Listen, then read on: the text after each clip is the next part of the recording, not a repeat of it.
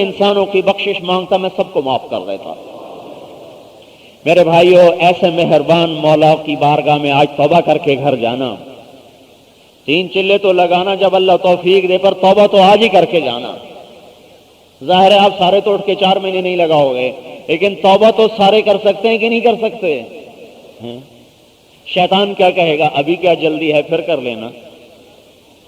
اسے کہنا موت کا پتہ کوئی نہیں بھائی، موت کا پتہ کوئی نہیں ہے،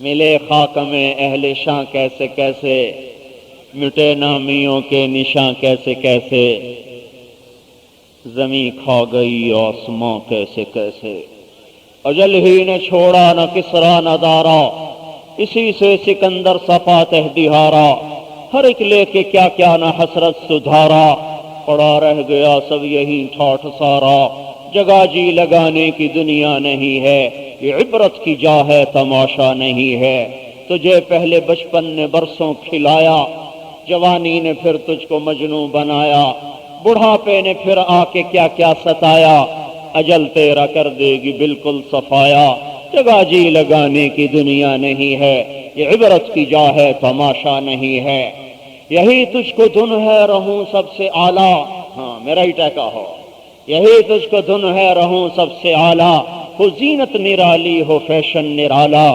جیا کرتا ہے کیا یوں ہی مرنے والا، تجھے حسن ظاہر نے دھوکے میں ڈالا۔ توبہ کو مؤخر نہ کرو میرے بھائیو، آج کر کے اٹھ، یا اللہ معاف کر دے۔ توبہ، اللہ سے یاری لگا لو، جو خواہشیں ہیں پھر اللہ پوری کرے۔ پینے کی خواہش ہے نا تو اللہ کی سناؤں، سقاہم ربہم شرابا طہورا، میرا بندہ آج میرے ہاتھ سے شراب پی، کیوں ہے؟ ایک ہے چھپ کے پینا ٹھرا اور اس کی بھی بو آئے 10 فٹ سے، ایک ہے اللہ پلائے۔ لے بھائی، یشربون من کاس کان مزاجھا کافورا، کافوری شراب پیو، پلانے والے کا خود پی رہے، یہ ایک درجہ۔ اوپر والا درجہ، یسقون فیہا کأسا کان مزاجھا زنجبیلا، ان کو پلاؤ زنجبیل والی شراب، جس عینن فیہا تسمى سلسبیلا، جو سلسبیل کے چشمے سے نکلتی ہے، حوریں پلائیں، بیویاں پلائیں، غلمان پلائیں، فرشتے پلائیں۔ ایک درجہ اوپر بھی ہے، وہ کون ہیں؟ سقاہم ربہم شرابا طہورا، جن کو ان کا رب خود پلائے گا۔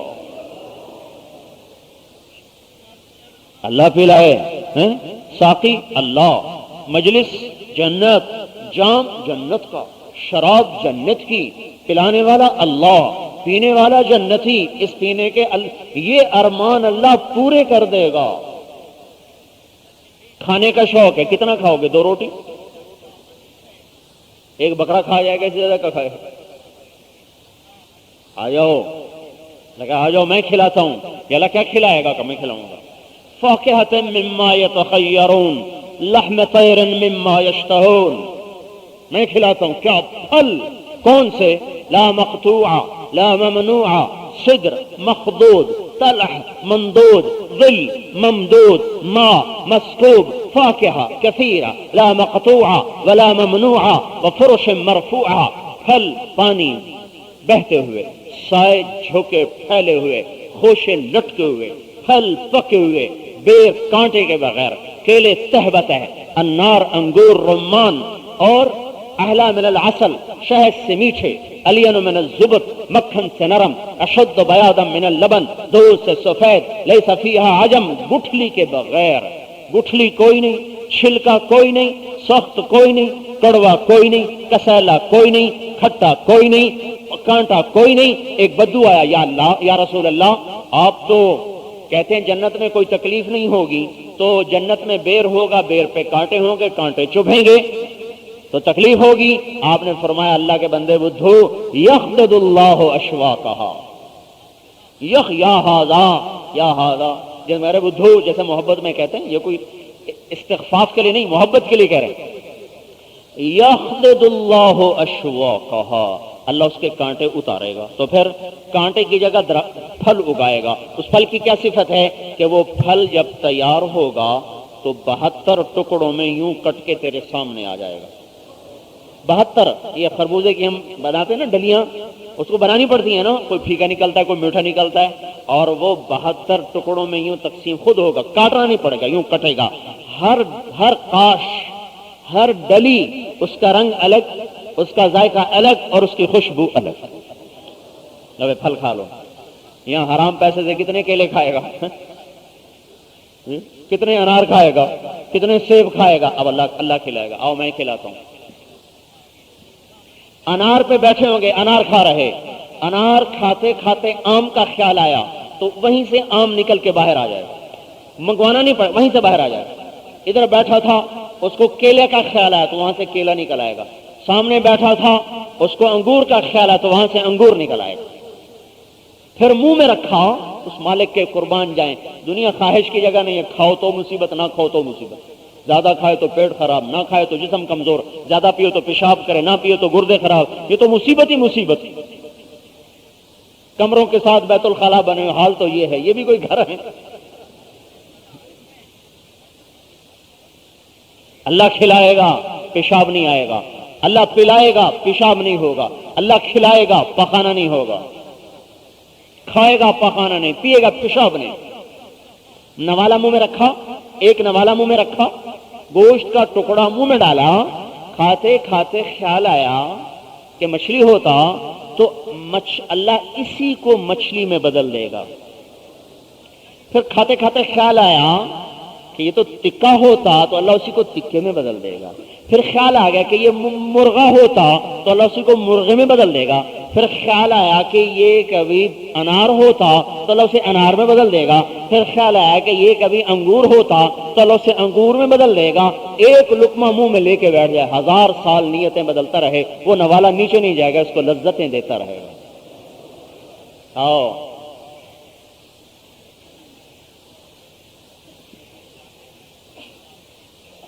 یہ اب کھلا رہا ہے. پیو کاس من معین، معین کی شراب، لا يصدعون عنها ولا ينزفون. پیو کاس من معین، یشربون من کأس كان مزاجها كافورا، يسقون فيها كأسا كان مزاجها زنجبيلا، عينا فيها تسمى سلسبيلا. معین، سلسبیل، زنجبیل، کافور، رحیق، مختوم، مسک، ختامہ مسک، تسنیم، مزاجہ من تسنیم. سب سے اعلیٰ جنت کی شراب تسنیم ہے. تسنیم جو جنت الفردوس والوں کو خالص ملے گی، نیچے والوں کو ناخالص ملے گی. تو خالص چاہیے ناخالص چاہیے؟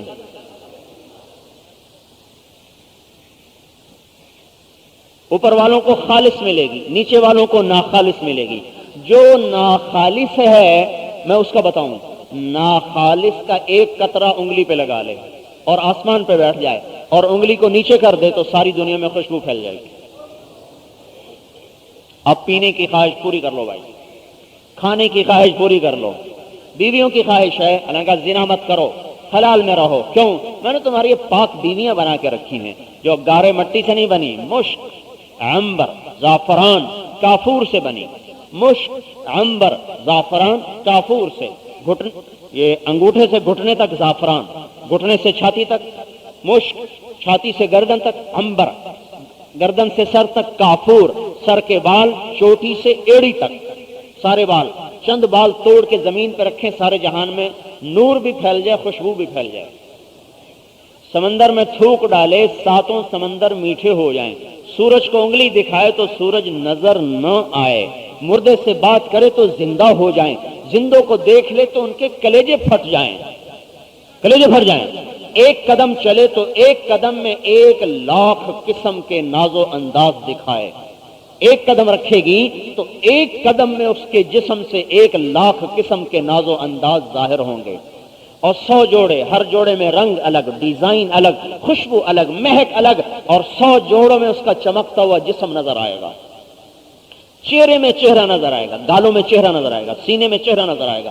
ان فی الجنت حورا یقال لها العینا. جنت میں ایک حور ہے جس کا نام عینا ہے. جب وہ چلتی ہے تو دائیں طرف 70,000 خادم اور بائیں طرف 70,000 خادم. موت کو موت نہ ہوتی تو اسے دیکھ کے سارے ہی مر جاتے. اور موت کوئی نہیں، لہذا زندہ رہیں گے۔ وہ کہتی ہے این الامرون بالمعروف والناہون عن المنکر، کہاں ہیں بھلائیوں کے پھیلانے والے اور برائیوں کے مٹانے والے؟ مجھے اللہ نے ہر اس کے لیے پیدا کیا ہے جو بھلائی پھیلاتا ہو، برائی مٹاتا ہو۔ پھر ان فی الجنت حورا یقال لها لعبہ، جنت میں ایک حور ہے جس کا نام لاعبہ ہے، خلقت من المسک والعنبر والزعفران والکافور، مشک عنبر زعفران سے بنی، وجن طینھا بماء الحیوان، آب حیات اس میں ڈالا گیا، فقال لها کونی فکانت، اللہ نے کہا بن جا، وہ بن گئی، جمیع الحور العین عشاق لها، ساری جنت کی حوریں اس پہ عاشق ہیں اس کے حسن و جمال کی وجہ سے، اور اسے کہتی ہیں اے لائبہ اگر دنیا والوں کو تیرے حسن کا پتہ چل جائے تو تجھ پہ اپنا سب کچھ لگا دیں۔ اور اس کے ماتھے پہ لکھا ہوا ہے یا یہاں سے لکھا ہوا ہے گردن کے نیچے سینے کے اوپر کہ من احب ان یکون له مثلی فلیعمل برضاء ربی، جو یہ چاہتا ہے کہ میں اس کی ہو جاؤں تو میرے اللہ کو راضی کرتا پھرے۔ عورتوں کی خواہش آیا اللہ پوری کرے گا۔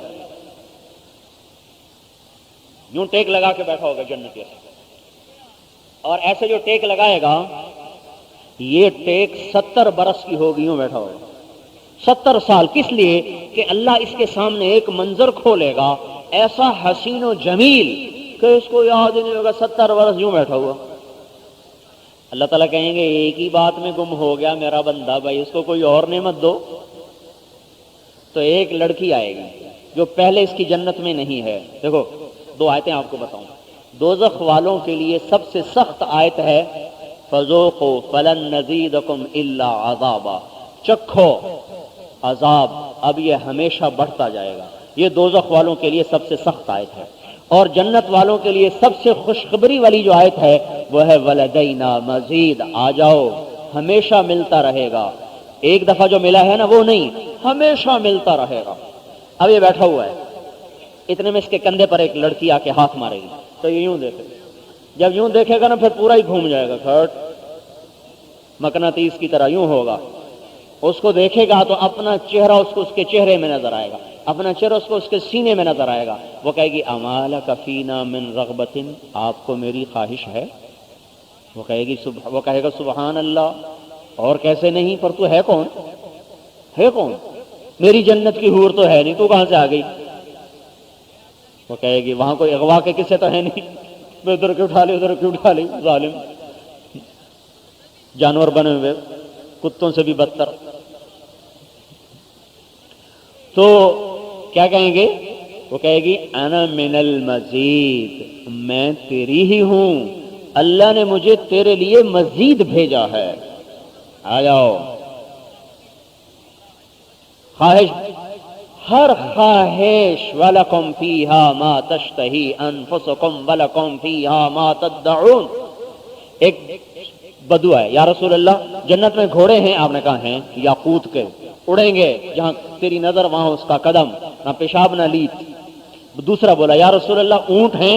آپ نے کہا ہیں، ستاروں کی طرح چمکتے ہوئے تمہیں لے کے اڑیں گے، جدھر تیری نظر ادھر اس کا قدم۔ تیسرا بولا یا رسول اللہ کھجور ہے؟ آپ نے کہا ہے، تنا سونے کا، اوپر جواہرات کا، اور کھجور کا دانہ 12 ہاتھ لمبا۔ کتنا بھائی؟ یہ اس پلر سے بڑا ہے۔ اور آدمی کتنا ہوگا؟ 60 ہاتھ، 60 ہاتھ آدمی ہوگا تو 12 ہاتھ کھانا تو مسئلہ کوئی نہیں ہے نا۔ تیسرا بولا، چوتھا بولا یا رسول اللہ جنت میں صحرا ہے؟ آپ نے کہا ہے تو صحیح، پر ریت کا نہیں، مشک و یاقوت کا ہے۔ پانچواں بولا یا رسول اللہ جنت میں گانا ہے؟ کہا ہے، یہاں حرام ہے وہاں حلال ہے،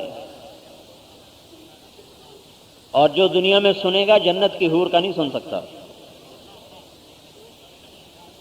تو جنت میں ایک درخت ہے جس کا نام فیض ہے، اس کے نیچے جنت کی عورتیں آئیں گی، وہ مل کے گائیں گی، ان کے گانے کے جواب میں درخت میں سے ساز ہوگا، درخت کا ساز ہوگا، اور ان جنت کی حوروں کا آواز ہوگا، ان کا سر اس کا ساز۔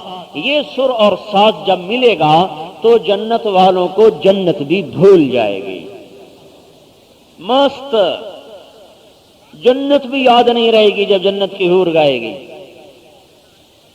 آہا، اور سنو، اللہ تعالیٰ اپنے دربار میں بلائے گا، کہے گا ہاں میں جنت کی حور، آؤ آج میرے بندوں کو سناؤ۔ جنت کی حور سمندر میں تھوک ڈالے تو میٹھے ہو جائیں، جب بات کرے تو کیا ہوگا؟ پھر اللہ تعالیٰ فرمائیں گے بولو کبھی ایسا سنا ہے؟ کہیں گے کبھی نہیں سنا۔ اللہ تعالیٰ فرمائیں گے اس سے اچھا سناؤں؟ کہیں گے اس سے اچھا کیا ہے؟ تو اللہ تعالیٰ داؤد علیہ السلام سے فرمائیں گے داؤد آؤ ممبر پہ بیٹھو، آج میری تعریف کا نغمہ گاؤ۔ تو داؤد علیہ السلام کی آواز جنت کا ساز، داؤد علیہ السلام کی آواز پر دنیا میں درخت پہاڑ ہلتے تھے وجد میں آ کر، تو جنت میں کیا حال ہوگا؟ اللہ تعالیٰ فرمائیں گے کبھی ایسا سنا؟ کہیں گے نہیں سنا۔ کہیں گے اس سے اچھا سناؤں؟ اس سے اچھا سناؤں؟ کہیں گے یا اللہ اس سے اچھا کیا ہے؟ کہ وہ بھی ہے، یا حبیبی یا محمد، اے میرے حبیب آؤ ممبر پہ آؤ۔ حضرت محمد صلی اللہ علیہ وسلم ممبر پہ آ رہے، اب آپ کی آواز جنت کا ساز، ساری جنت پہ بھی وجد طاری۔ اللہ تعالیٰ فرمائیں گے ایسا سنا ہے؟ کہنے لگے نہیں سنا۔ کہیں گے اس سے اچھا سناؤں؟ کہیں گے اس سے اچھا کیا ہے؟ کہ اس سے اچھا تمہارا رب ہے، لم یبق الا ارحم الراحمین، اب تمہارا رب سنائے گا اور کہے گا پردے اٹھاؤ، پردے اٹھیں گے۔ یوسف کو بنانے والا خود کیسا حسین ہے، جس نے یوسف کو بنایا علیہ السلام، جن کو دیکھ کر عورتوں کے ہاتھوں پہ چھریاں چل گئیں، جس نے جنت کی حوروں کو بنایا کہ جن کو ایک نظر دیکھے گا تو 40 سال تک نظر یوں نہیں کر سکتا، ایک نظر 40 سال کی ہوگی، وہ رب اپنی ذات میں کتنے حسن والا ہے۔ جب وہ پردہ اٹھائے گا وجوہ یومئذ ناظرہ الی ربہا ناظرہ وجوہ یومئذ ناعمہ لسعیہا راضیہ فی جنت عالیہ لا تسمع فیہا لاغیہ فی جنت عالیہ قطوفها دانیہ کلوا واشربوا ہنیئا بما اسلفتم فی الایام الخالیہ۔ اللہ پردہ اٹھا دے گا، اے رضوان پردے اٹھاؤ، 70,000 پردے اٹھیں گے اور اللہ مسکراتا ہوا سامنے آئے گا۔ پھر اللہ کی ذات بھی سامنے، اللہ کی ذات بھی سامنے۔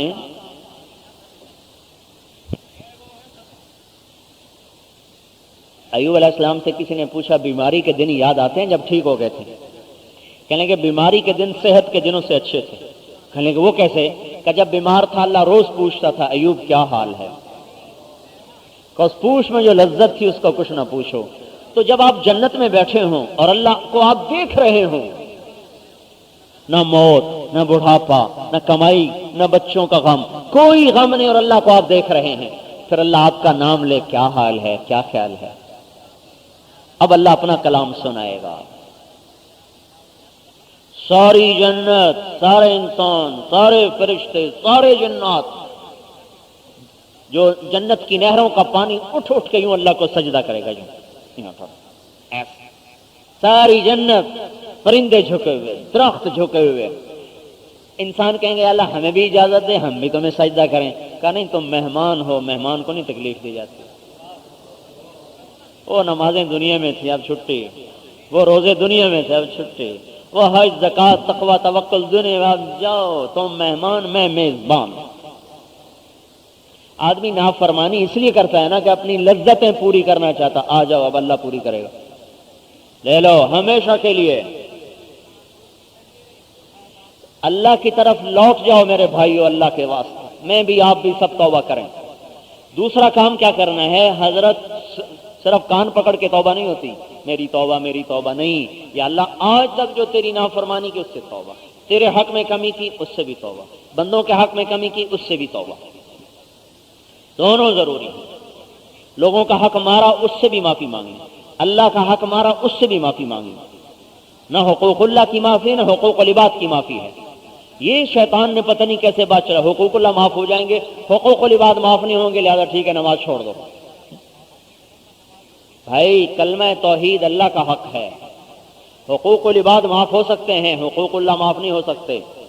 کلمہ توحید اللہ کا حق ہے، جو کلمہ پڑھ کے نہ مرا، چاہے سارے جہان کی خدمت کرتا ہوا ہسپتال بناتا ہوا مر گیا، ہمیشہ کی دوزخ میں چلا گیا۔ کیوں؟ اللہ کا حق ادا نہیں کیا۔ اللہ کا حق سب سے اوپر ہے۔ اور ایک آدمی نے کلمہ پڑھ لیا اور سارے گناہ کرتا ہوا مر گیا اور ایمان پہ مرا، تو ایک دن دوزخ میں سے سزا بھگت کے جنت میں پہنچ جائے گا۔ کوئی ہلکا نہ سمجھیں، اللہ کا حق بھی بڑا ہے، بندوں کا حق بھی بڑا ہے. ہم فیصلہ کرنے والے کوئی نہیں ہے کہ حقوق العباد معاف، اللہ جس کو چاہے معاف کر دے. یغفر لمن یشاء، جس کو چاہے معاف کر دے. اب چاہے حقوق العباد معاف کر دے، چاہے حقوق اللہ معاف کر دے، جس کو چاہے معاف کر دے، اور جس کو چاہے پکڑ لے. کون روکنے والا ہے؟ ایک توبہ کرنی ہے، اور اگلا کام کیا کرنا ہے کہ آج کے بعد حضرت محمد صلی اللہ علیہ وسلم کی زندگی کو سیکھنا ہے. اللہ کا محبوب بننا ہے نا، تو قریشی بننا ضروری نہیں ہے، پٹھان راجپوت جٹ بننا ضروری نہیں ہے، وزیر بادشاہ بننا ضروری نہیں، محمدی بننا ضروری ہے. بلال محمدی ہیں، ویسے حبشی ہیں. ابو لہب سید ہے، قریشی ہے، ہاشمی ہے، چچا ہے.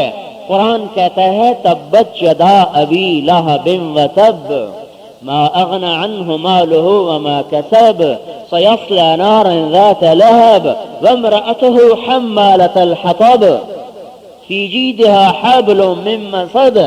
میاں بیوی ابو لہب ام جمیل دونوں دوزخی، اور بلال حبشی کا بیٹا، غلام کا بیٹا. لیکن آپ نے ارشاد فرمایا جب قیامت کا سور پھونکا جائے گا ہر آدمی اپنی قبر سے اٹھے گا، لیکن بلال میرے قدموں سے اٹھایا جائے گا. اور بلال اپنی قبر سے نہیں اٹھیں گے.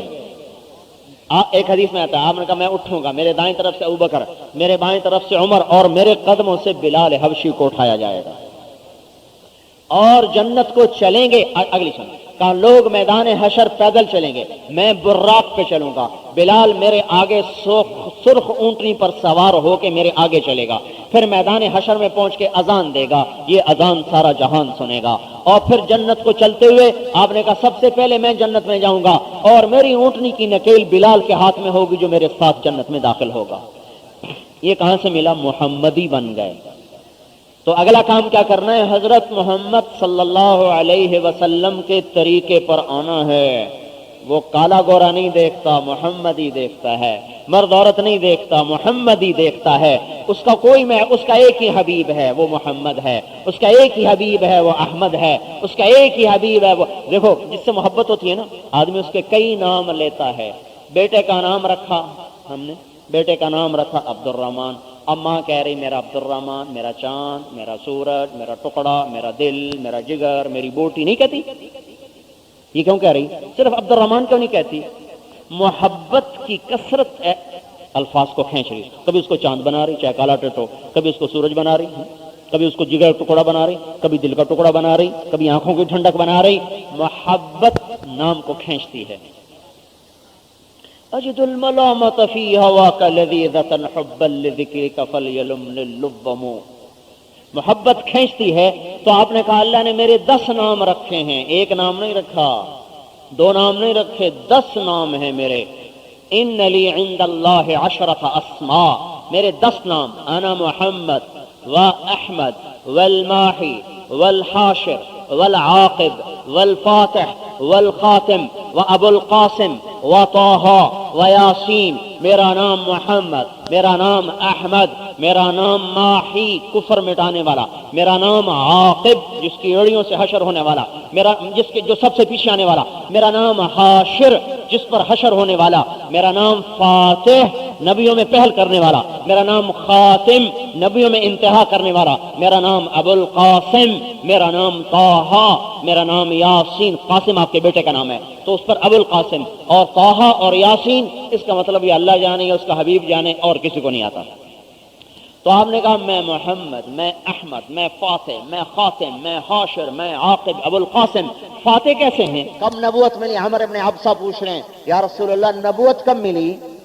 کیا مطلب تھا؟ 40 سال کی عمر میں، 50 سال کی عمر میں، 20 سال ہو گئے، 30 سال ہو گئے، آپ کو نبوت کب ملی؟ جواب سنو، کنت نبیا وان آدم لمنجدل بین الماء والطین. میں اس وقت نبی تھا جب آدم علیہ السلام کا گارا بن رہا تھا.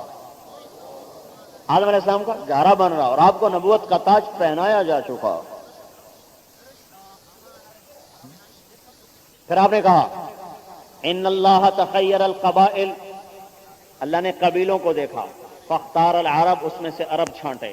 تخیر العرب فاختار مضر، عرب کو چھانٹا، عرب کو دیکھا، اس میں سے مضر بڑا سردار عرب کا تھا، اس کو چھانٹا. تخیر مضر، مضر کی اولاد کو دیکھا. فاختار قریش، اس میں سے قریش کو چھانٹا. تخیر قریش، پھر قریش کو دیکھا. فاختار بنی ہاشم، اس میں سے بنی ہاشم کو چھانٹا. تخیر بنی ہاشم، پھر بنی ہاشم کو دیکھا. فاختارنی، بنی ہاشم میں سے مجھے دیکھا. ساری مخلوق میں انسان، انسان میں عرب، عرب میں مضر، مضر میں قریش، قریش میں بنی ہاشم، بنی ہاشم میں محمد الرسول اللہ. تو انا خیرکم نفسا و ابا، میں تم میں سب سے عالی نسب ہوں، عالی حسب ہوں. میرا نسب بھی اونچا، میرا حسب بھی اونچا، میرا خاندان بھی اونچا. اور میں اپنے باپ سے لے کر آدم علیہ السلام تک کسی بھی دفعہ ماں کی پشت میں زنا سے نہیں، نکاح سے آیا ہوں. میرے باپ دادا پردادا میں سے کسی نے زنا نہیں کیا، چاہے جاہلیت میں تھے، زنا نہیں ہوا. ایسا پاک سلسلہ اللہ تعالیٰ نے چلایا. تو بھائی محمد ہی بنے. ایک حبیب ہے اور کوئی نہیں ہے، ایک ہی حبیب ہے. حبیب ایک ہے، کلیم ایک ہے، خلیل. کلیم اللہ کی سنو، رب اشرح لی صدری، یا اللہ میرا سینہ کھول دے، دعا مانگی. حبیب کی سنو، الم نشرح لک صدرک، اے میرے حبیب میں نے تیرا سینہ کھول دیا. ایک نے مانگا، ایک کو بن مانگے. ٹھیک ہے. خلیل کی سنو، وجعل لی لسان صدق فی الاخرین، اللہ میرا لوگوں میں نام اونچا کر دے. کل حبیب کی سنو، ورفعنا لک ذکرک، اے میرے حبیب میں نے آپ کے نام کو اونچا کر دیا. داؤد کی سنو، داؤد علیہ السلام سے کہہ رہے ہیں یا داؤد انا جعلناک خلیفۃ فی الارض فاحکم بین الناس بالحق ولا تتبع الہوی. اے داؤد میں نے تجھے بادشاہ بنایا ہے، خلیفہ بنایا ہے، عدل کرنا، خواہش کے تابع نہ ہونا. حکم خواہش کے تابع نہ ہونا. اور حبیب کی صفائی پیش کی، ما ینطق عن الہوی، میرا نبی خواہش کے تابع ہی نہیں ہے. ایک کو حکم، ایک کی صفائی، ایک لیے حکم، ایک کے لیے صفائی پیش کیا جا رہا ہے. پھر ابراہیم علیہ السلام کی سنو، لا تخزنی یوم یبعثون، یا اللہ مجھے قیامت کے دن ذلیل نہ کرنا. حبیب کو کہا جا رہا یوم لا یخزی اللہ النبی، جب اللہ اپنے حبیب کو ذلیل نہیں ہونے دے گا. خلیل کی سنو، وجعلنی من ورثۃ جنت النعیم، یا اللہ مجھے جنت دے دے. حبیب کو کہا جا رہا انا اعطیناک الکوثر، ہم نے آپ کو کوثر دے دی. حبیب فرما رہے ہیں وجنبنی و بنی ان نعبد الاصنام، اللہ مجھے میری اولاد کو بت پرستی سے بچا لے. حبیب کو کہا جا رہا انما یرید اللہ لیذهب عنکم الرجس اہل البیت ویطہرکم تطہیرا. اے میرے حبیب میں آپ کو اور آپ کے گھر والوں کو رجس سے پاک کرنا چاہتا ہوں، بت پرستی سے میں نے پاک کر دیا. اور ابراہیم علیہ السلام کہہ رہے ہیں واغفر لخطیئتی یوم الدین، اللہ میرے گناہ معاف کر دینا قیامت کے دن. اور حبیب کو کہا جا رہا لیغفر لک اللہ ما تقدم من ذنبک وما تأخر، اے میرے حبیب تیرے اگلے پچھلے معاف ہیں. سارے نبیوں کو نام سے پکارا جا رہا، یا آدم اسکن انت وزوجک الجنہ، یا نوح اہبط بسلام منا، ونادیناہ ان یا ابراہیم وما تلک بیمینک یا موسیٰ. نام آ رہا ہے یا زکریا انا نبشرک بغلام، یا یحییٰ خذ الکتاب بقوہ، یا داؤد انا جعلناک خلیفہ، یا عیسی ابن مریم انت قلت للناس. سارے نبیوں کا نام لے کے خطاب کیا. جب اپنے حبیب سے بات کی ہے تو ایک دفعہ بھی یا محمد نہیں کہا، بلکہ آپ کو لقب سے پکارا. لقب سے پکارنا بڑے درجے کا مقام ہے، نام سے پکارنا چھوٹے درجے کا مقام ہے. نبیوں کا نام لیا، اپنے نبی کو یا محمد نہیں کہا. یا ایھا النبی، یا ایھا الرسول، یا ایھا المزمل، یا ایھا المدثر، ہر جگہ لقب سے خطاب کیا ہے. ایک جگہ تھی جہاں نام آنا چاہیے تھا، اللہ نے وہاں بھی نام کو ذکر نہیں فرمایا بلکہ اشارہ کیا. ان اول الناس بابراہیم للذین اتبعوہ وہذا النبی، ابراہیم کا سب سے بڑا حقدار اس کے ماننے والے اور یہ نبی. وہاں کہنا چاہیے تھا محمد، پر اللہ نے کہا محمد نے کہا یہ میرا نبی.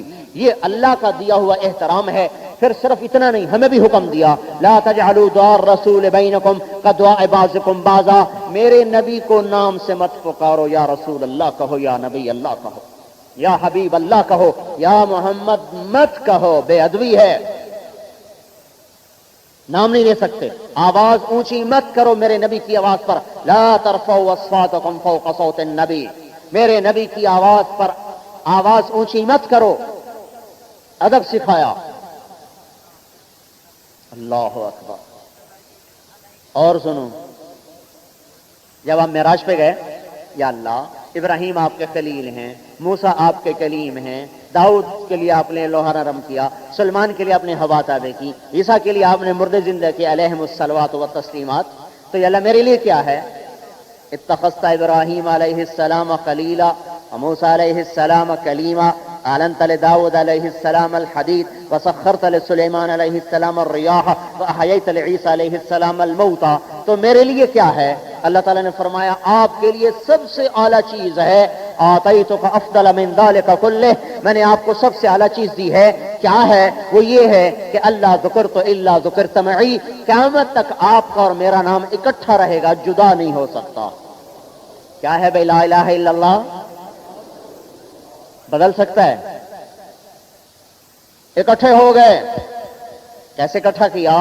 آمنوا باللہ ورسولہ، ایمان لاؤ اللہ رسول پر، تؤمنون باللہ ورسولہ، ایمان لاتے ہیں اللہ رسول پر، اطیعوا اللہ واطیعوا الرسول، اطاعت کرو اللہ رسول کی، من یطع اللہ ورسولہ، یہ اطاعت۔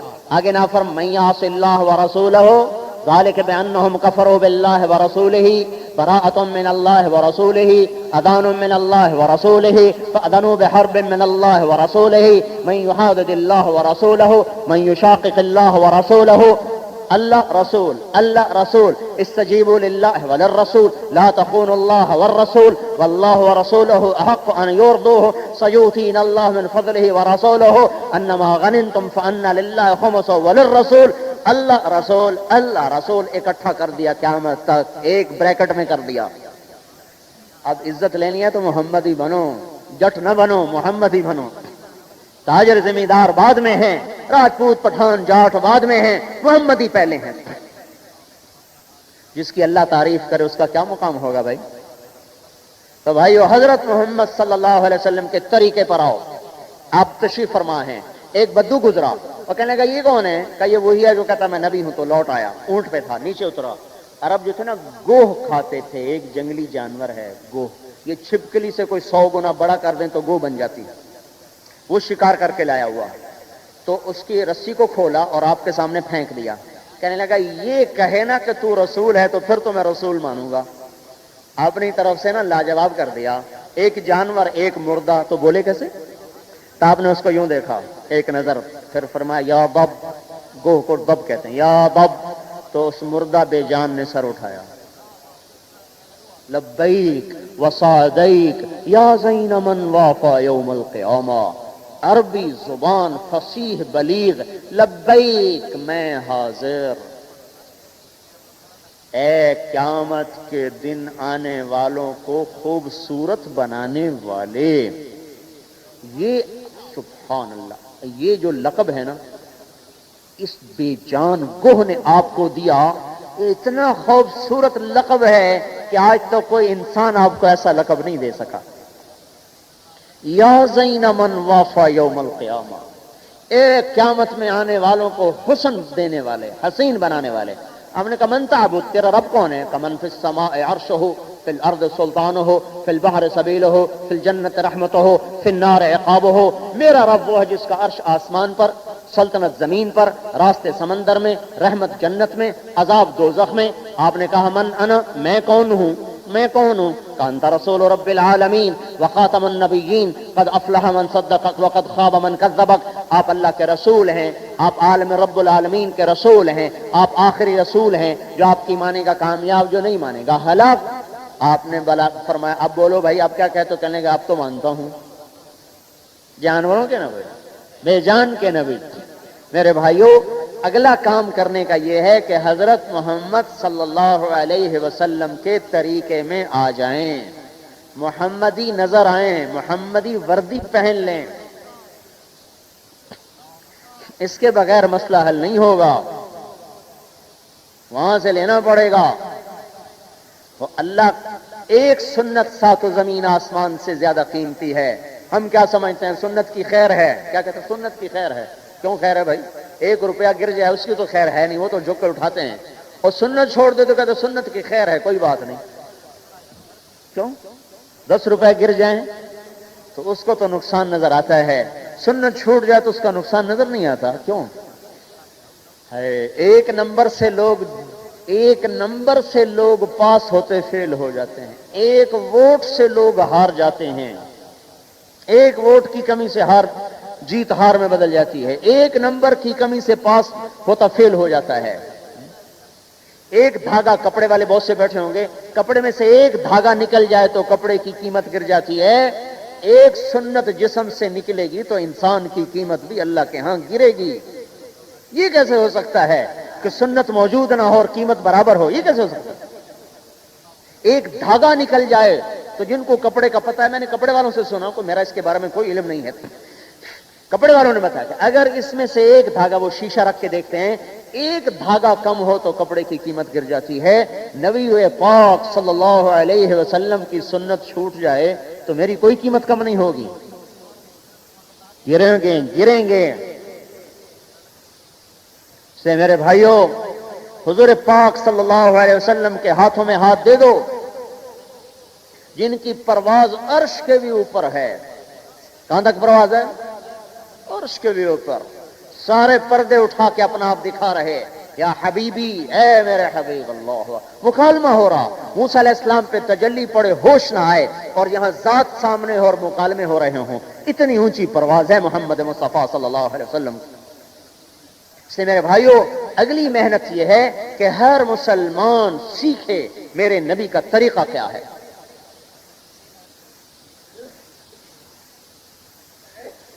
آج تک جو نبی کے طریقے کے خلاف کیا، یا اللہ معاف کر دے. تیرے حبیب کو ناراض کیا، یا اللہ معاف کر دے. بھلا وہ بھی ناراض کے قابل ہے کہ جو کائنات کی سرداری ملے اور طائف میں 3 میل پتھر پڑے اور لہو کے فوارے چھوٹے. ایک حدیث میں نے پڑھا، 7 آسمان کے فرشتے رونے لگے آپ کا حال دیکھ کر، زمین رونے لگی، طائف کے پہاڑ چیخ اٹھے آپ کا حال دیکھ کر. اور چلو، ان کو تو آپ سے محبت تھی. جب عتبہ کے باغ میں پناہ لی جو جانی دشمن تھا، آپ کا حال دیکھ کے اللہ کی قسم وہ بھی پسیج گیا اور خود دوڑ کے گیا اور انگور توڑ کے لایا. جس کے حال کو دیکھ کر جانی دشمن بھی لرز جائیں، ہم اس کے ساتھ بے وفائی کریں تو ہمارے ایمان کی سطح کہاں چلی گئی؟ عتبہ جیسا جانی دشمن، بدر کی لڑائی میں جس کے سر پہ جھنڈا تھا، جب آپ کا حال، دونوں بھائی تھے عتبہ اور شیبہ، فتحرک لہ رحمہما، دونوں بھائیوں کا خون کھول گیا اور رشتہ داری کے خون نے جوش مارا، اور عتبہ خود بھاگ کے گیا اور انگور توڑ کے لایا اور اپنے غلام کو کہنا کہ سجا کے کہو تمہیں رشتہ داری کا واسطہ، انکار نہ کرنا، کھا لینا. جس پر دشمن بھی ترس کھائیں، ہم اس کی امت ہو کر اس کا ساتھ نہ دیں، تمہاری وفا کیسی وفا ہے؟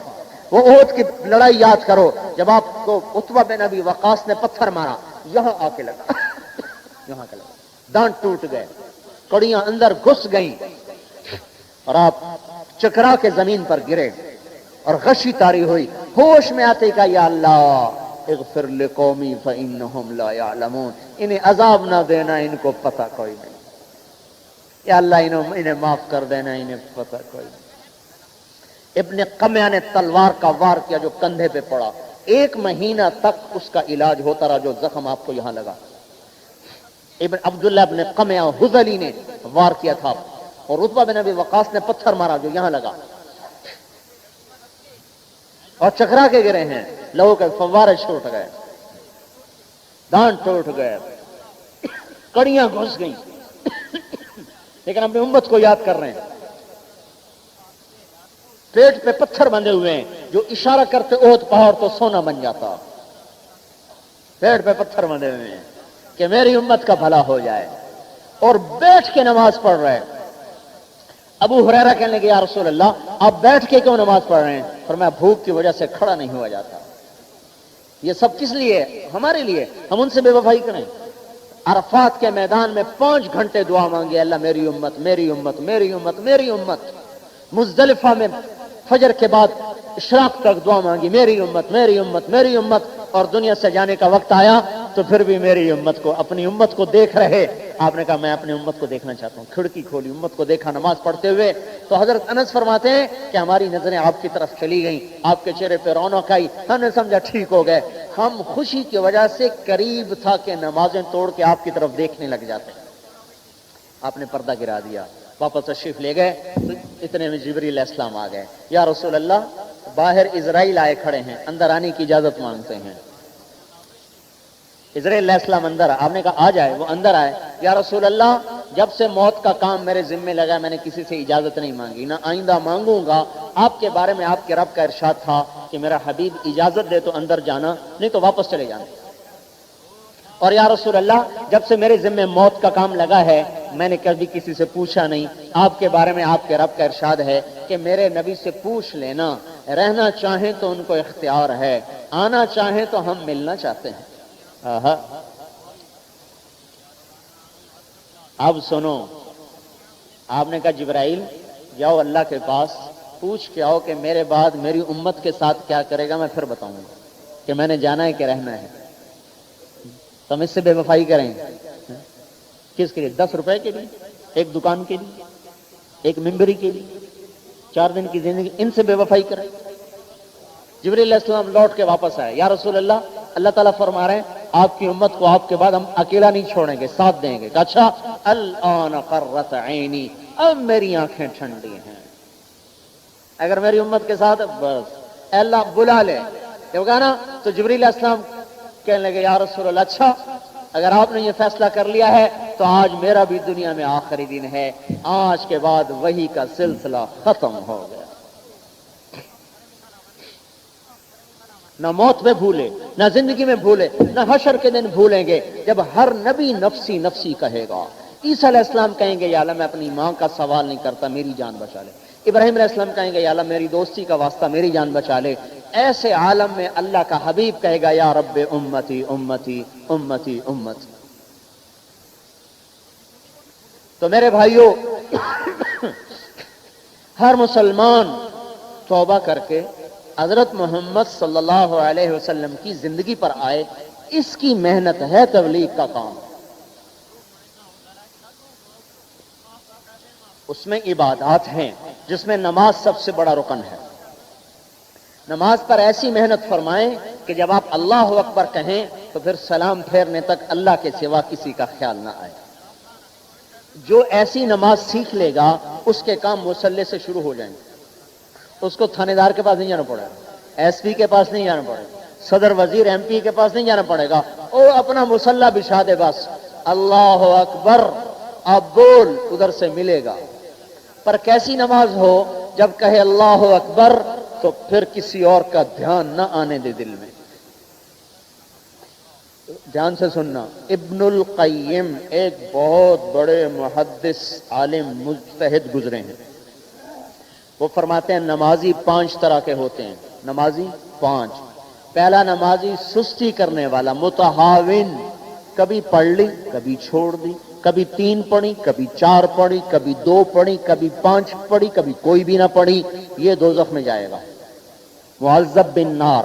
دوسرا نمازی 5 وقت کا نمازی، با جماعت نمازی لیکن بے ہوش نمازی، اسے پتہ نہیں کہاں کھڑا ہوں، اپنی دنیا میں گم ہے، اس کی ڈانٹ ڈپٹ ہوگی.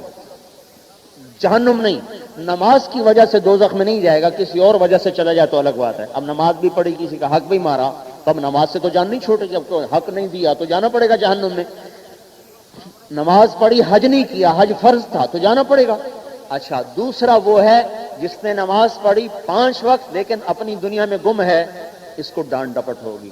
تیسرا نمازی وہ ہے جو اللہ اکبر کبھی گھر کے سامنے، کبھی اللہ کے سامنے، کبھی دکان کے سامنے، کبھی مصلی کے سامنے، جو وہ ڈولتا رہتا ہے، کبھی ادھر کبھی ادھر، کوشش کرتا ہے، کبھی کامیاب کبھی ناکام. یہ رعایتی پاس ہوگا. 33 نمبر دے دو بھائی، یہ رعایتی پاس ہے. معفو عنہ، پہلا معذب، دوسرا معاقب، تیسرا معفو عنہ، معاف کر دو. چوتھا نمازی ماجور، جہاں سے نماز کا اجر شروع ہوتا ہے، یہ وہ ہے جب وہ کہتا ہے اللہ اکبر تو پھر اللہ ہی کا ہو جاتا ہے اور کسی کا دھیان نہیں آتا. اس کو نماز کا پورا پورا اجر ملے گا اور اس کی نماز پر اس کے دنیا اور آخرت کے مسئلے حل ہو جائیں گے۔ تو ایسی نماز پڑھنے کی میرے بھائیوں مشق ہو، یہ محنت ہو رہی ہے۔ پہلی یہ جو میں نے پہلا 2 گھنٹے بات کی ہے وہ سارا ایمان تھا، ایمانیات۔ ایمان سب سے اہم چیز ہے، یہ وہ سرمایہ ہے جس سے ہم اسلام پہ چل سکیں گے۔ جتنا سرمایہ اتنی تجارت، جتنی زمین اتنی زراعت، جتنا ایمان اتنا اسلام۔ تو ایمان پر محنت، پھر عبادات، عبادات میں نماز، حج فرض ہے تو حج کرے، زکوٰۃ فرض ہے تو ادا کرے، عشر فرض ہے تو ادا کرے، پھر زکوٰۃ اور عشر کے علاوہ بھی دے۔ زکوٰۃ دے کے 30 مار خان نہ بن جائے کہ میں اب سخی ہو گیا ہوں، زکوٰۃ دینے والا سخی نہیں ہوتا۔ سخی وہ ہوتا ہے جو زکوٰۃ سے آگے بھی دے، جو زکوٰۃ سے اوپر دے وہ سخی ہوتا ہے، زکوٰۃ دینے والے کو سخی نہیں کہتے۔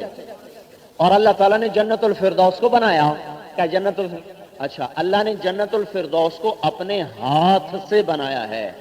اس سے کہا بولو، انہوں نے کہا افلح المومنون، ایمان والے کامیاب ہو گئے۔ اللہ تعالیٰ نے فرمایا میری عزت کی قسم، میرے جلال کی قسم، کنجوس آدمی تیرے اندر داخل نہیں کروں گا، بخیل آدمی جنت الفردوس میں داخل نہیں کروں گا۔ چلے لگائے، تہجد پڑھے، نفل پڑھے، ذکر کرے، تسبیح پڑھے، قرآن پڑھے، اگر بخیل ہے فردوس کی ہوا نہیں لگے گی۔ تو نماز پر وعدے، کس نماز پر؟ جب کہے اللہ اکبر تو اللہ ہی اللہ ہو اور کسی کا دھیان نہ ہو۔ 5واں نمازی وہ ہے جب وہ کہتا ہے اللہ اکبر تو نماز اس کی آنکھوں کی ٹھنڈک بن جائے۔ یہ مقربین، اونچے درجے کے لوگوں کی نماز ہے، جس کو آپ نے فرمایا جعلت قرۃ عینی فی الصلاۃ، میری آنکھوں کی ٹھنڈک نماز۔ تو یہ ایسی کوشش کریں گے نا پڑھنے کی، ایک تو چھوڑنی نہیں، چھوڑی ہے تو آج توبہ کر کے جانا ہے، اور پھر ٹکر نہیں مارنی پٹھانوں کی نماز کی طرح ٹھکا ٹھک۔ اب پنجابیوں کا بھی یہی حال ہے، ایسی نماز پڑھتے ہیں 5 وقت کے نمازی کہ نماز کو بھی اس پہ رونا آتا ہے کہ ارے ظالم پڑھنا ہی تھا تو ایسا کیا کہ میرا قصور تھا، نہ سجدہ ٹھیک، نہ رکوع ٹھیک، نہ قیام ٹھیک، نہ قعدہ ٹھیک، نہ جلسہ ٹھیک، نہ قومہ ٹھیک۔ تو نماز سے جی لگانا، نماز سے مسئلے حل کروانا، مشکل میں نماز پڑھنا، تکلیف میں نماز پڑھنا، خوشحالی میں نماز پڑھنا، راتوں کو اٹھ کے اللہ کو یاد کرنا، راتوں کو اللہ کے سامنے رونا گڑ گڑانا۔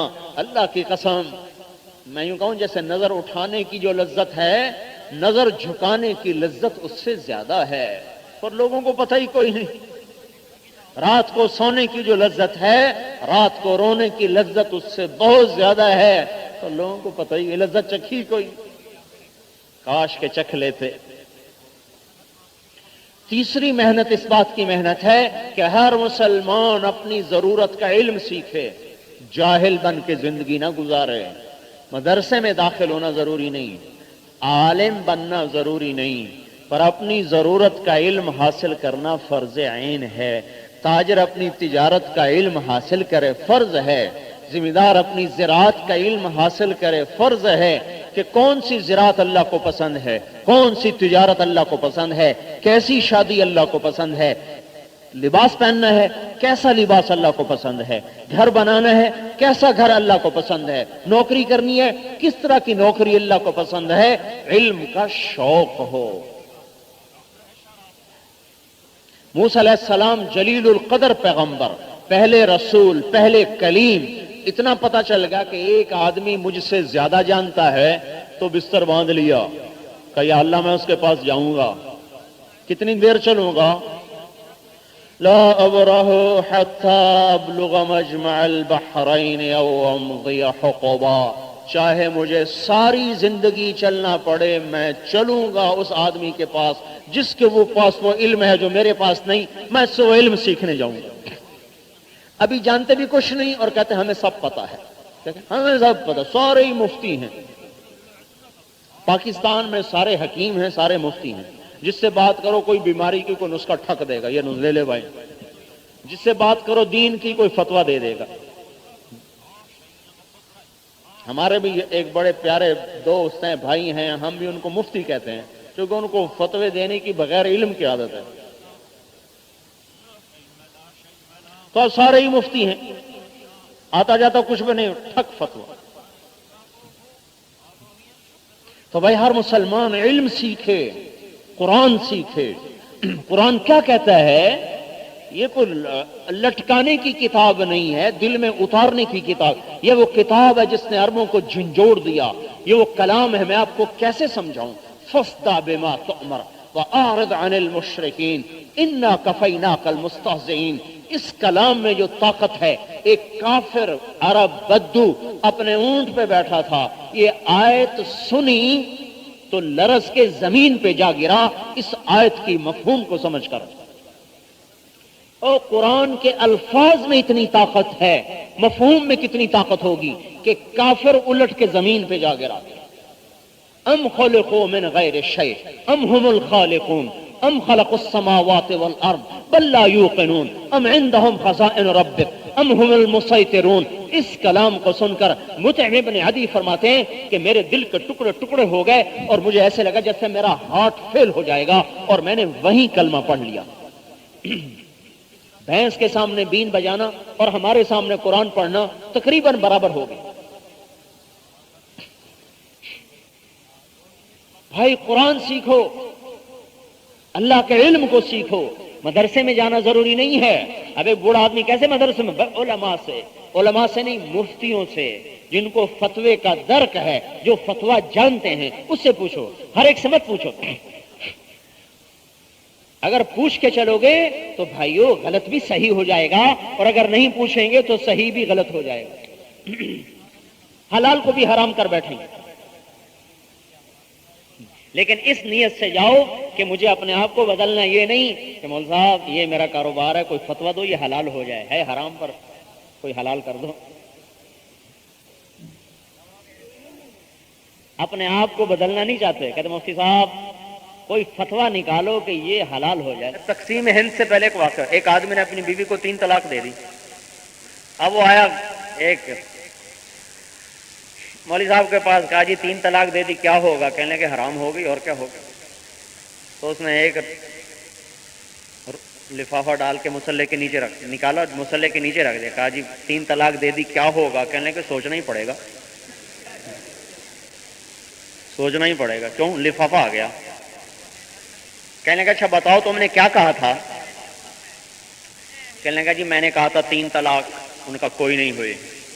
اچھا نہیں ہوئی؟ کہا نہیں۔ کیوں؟ کہا اصل میں تمہیں کہنا چاہیے تھا 3 طلاق بڑے کاف کے ساتھ، تو نے چھوٹے کاف کے ساتھ کہا، لہذا طلاق کوئی نہیں، موجیں کرو۔ یہ صحیح واقعہ ہے، لطیفہ نہیں ہے۔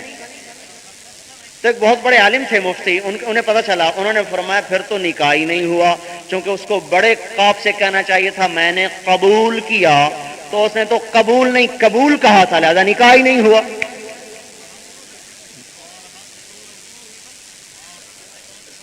تو اپنی زندگی بدلنے کے لیے علم سیکھنا ہر مسلمان پہ فرض ہے۔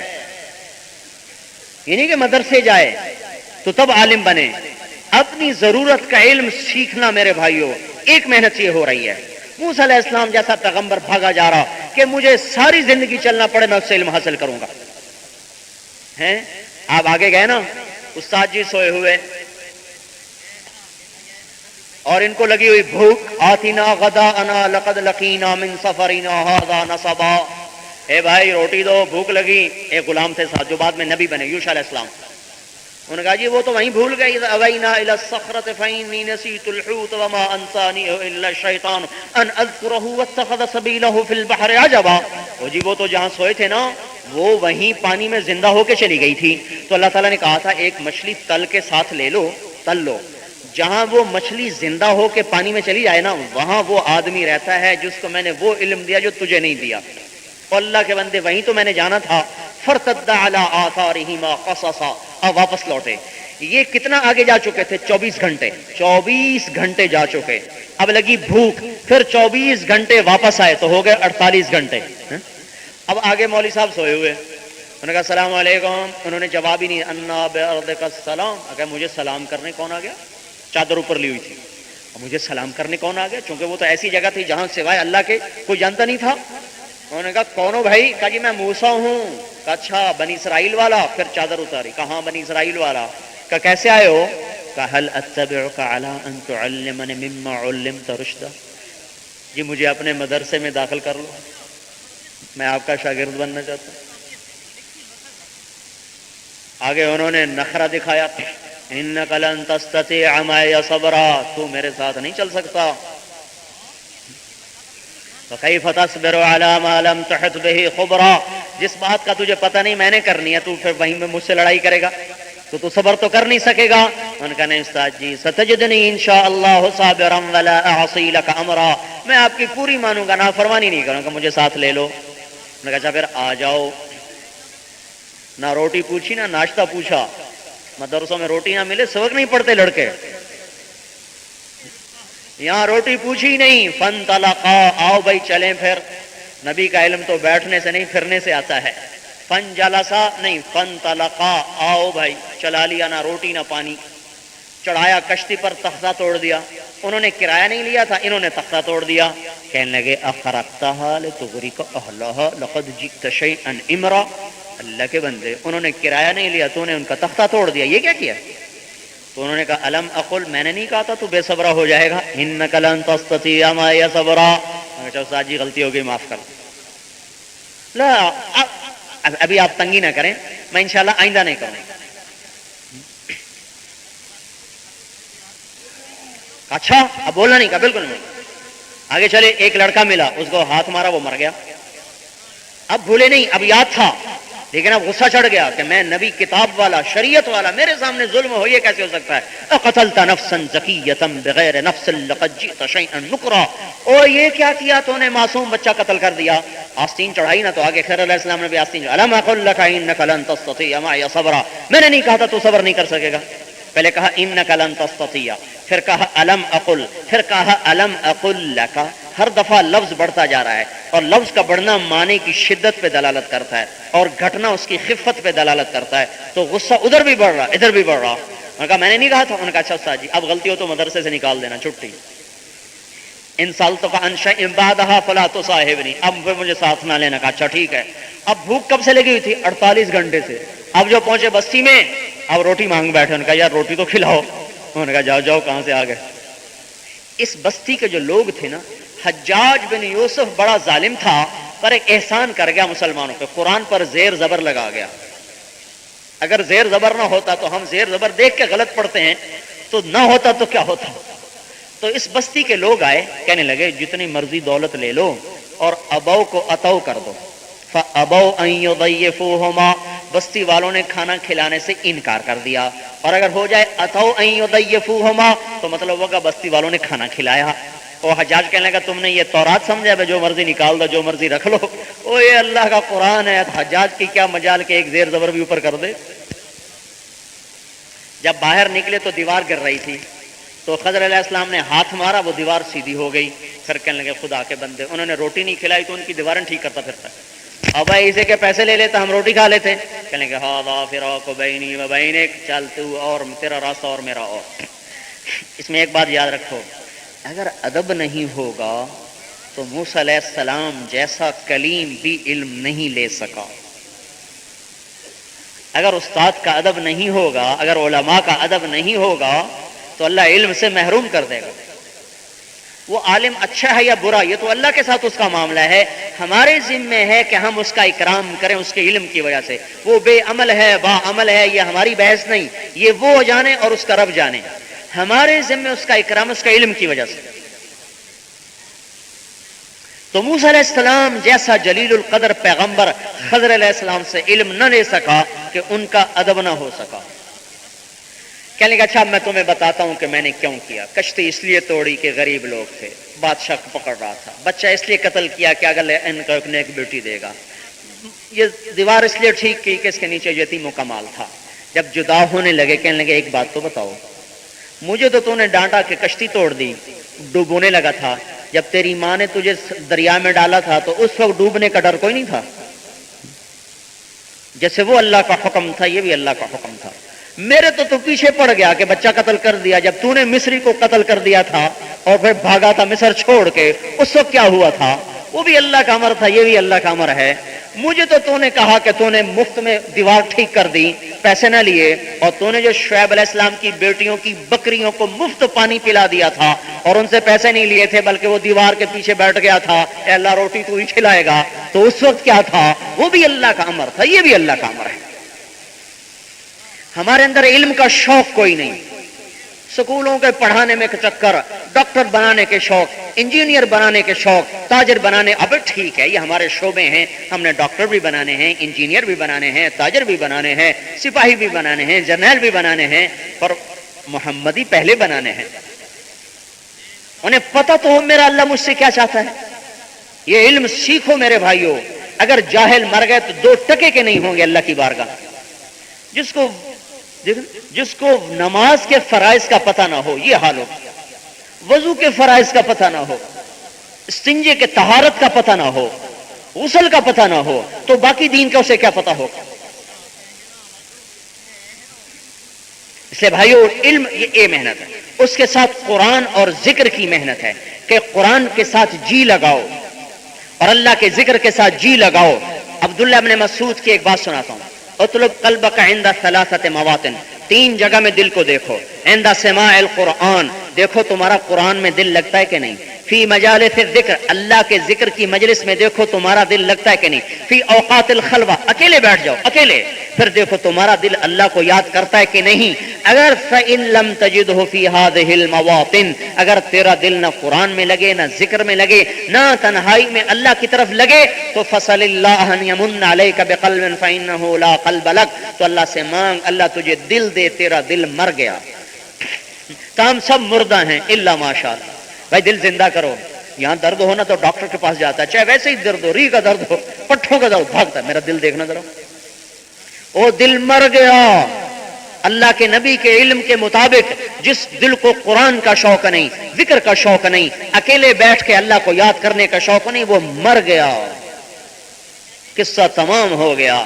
لہذا یہ محنت کرو کہ اللہ کے ذکر سے جی لگ جائے، ایسا زبان کا ورد بن جائے۔ ابو زرعہ رحمت اللہ علیہ کا انتقال ہو رہا، بڑے محدث ہیں، مر رہے، بے ہوش پڑے ہوئے، 3 بڑے محدث، محمد ابن سلمہ، منذر ابن شازان، ابو حاتم، تینوں بیٹھے ہوئے کہ استاد جی کو کلمہ کیسے پڑھائیں، ہوش پورا نہیں ہے۔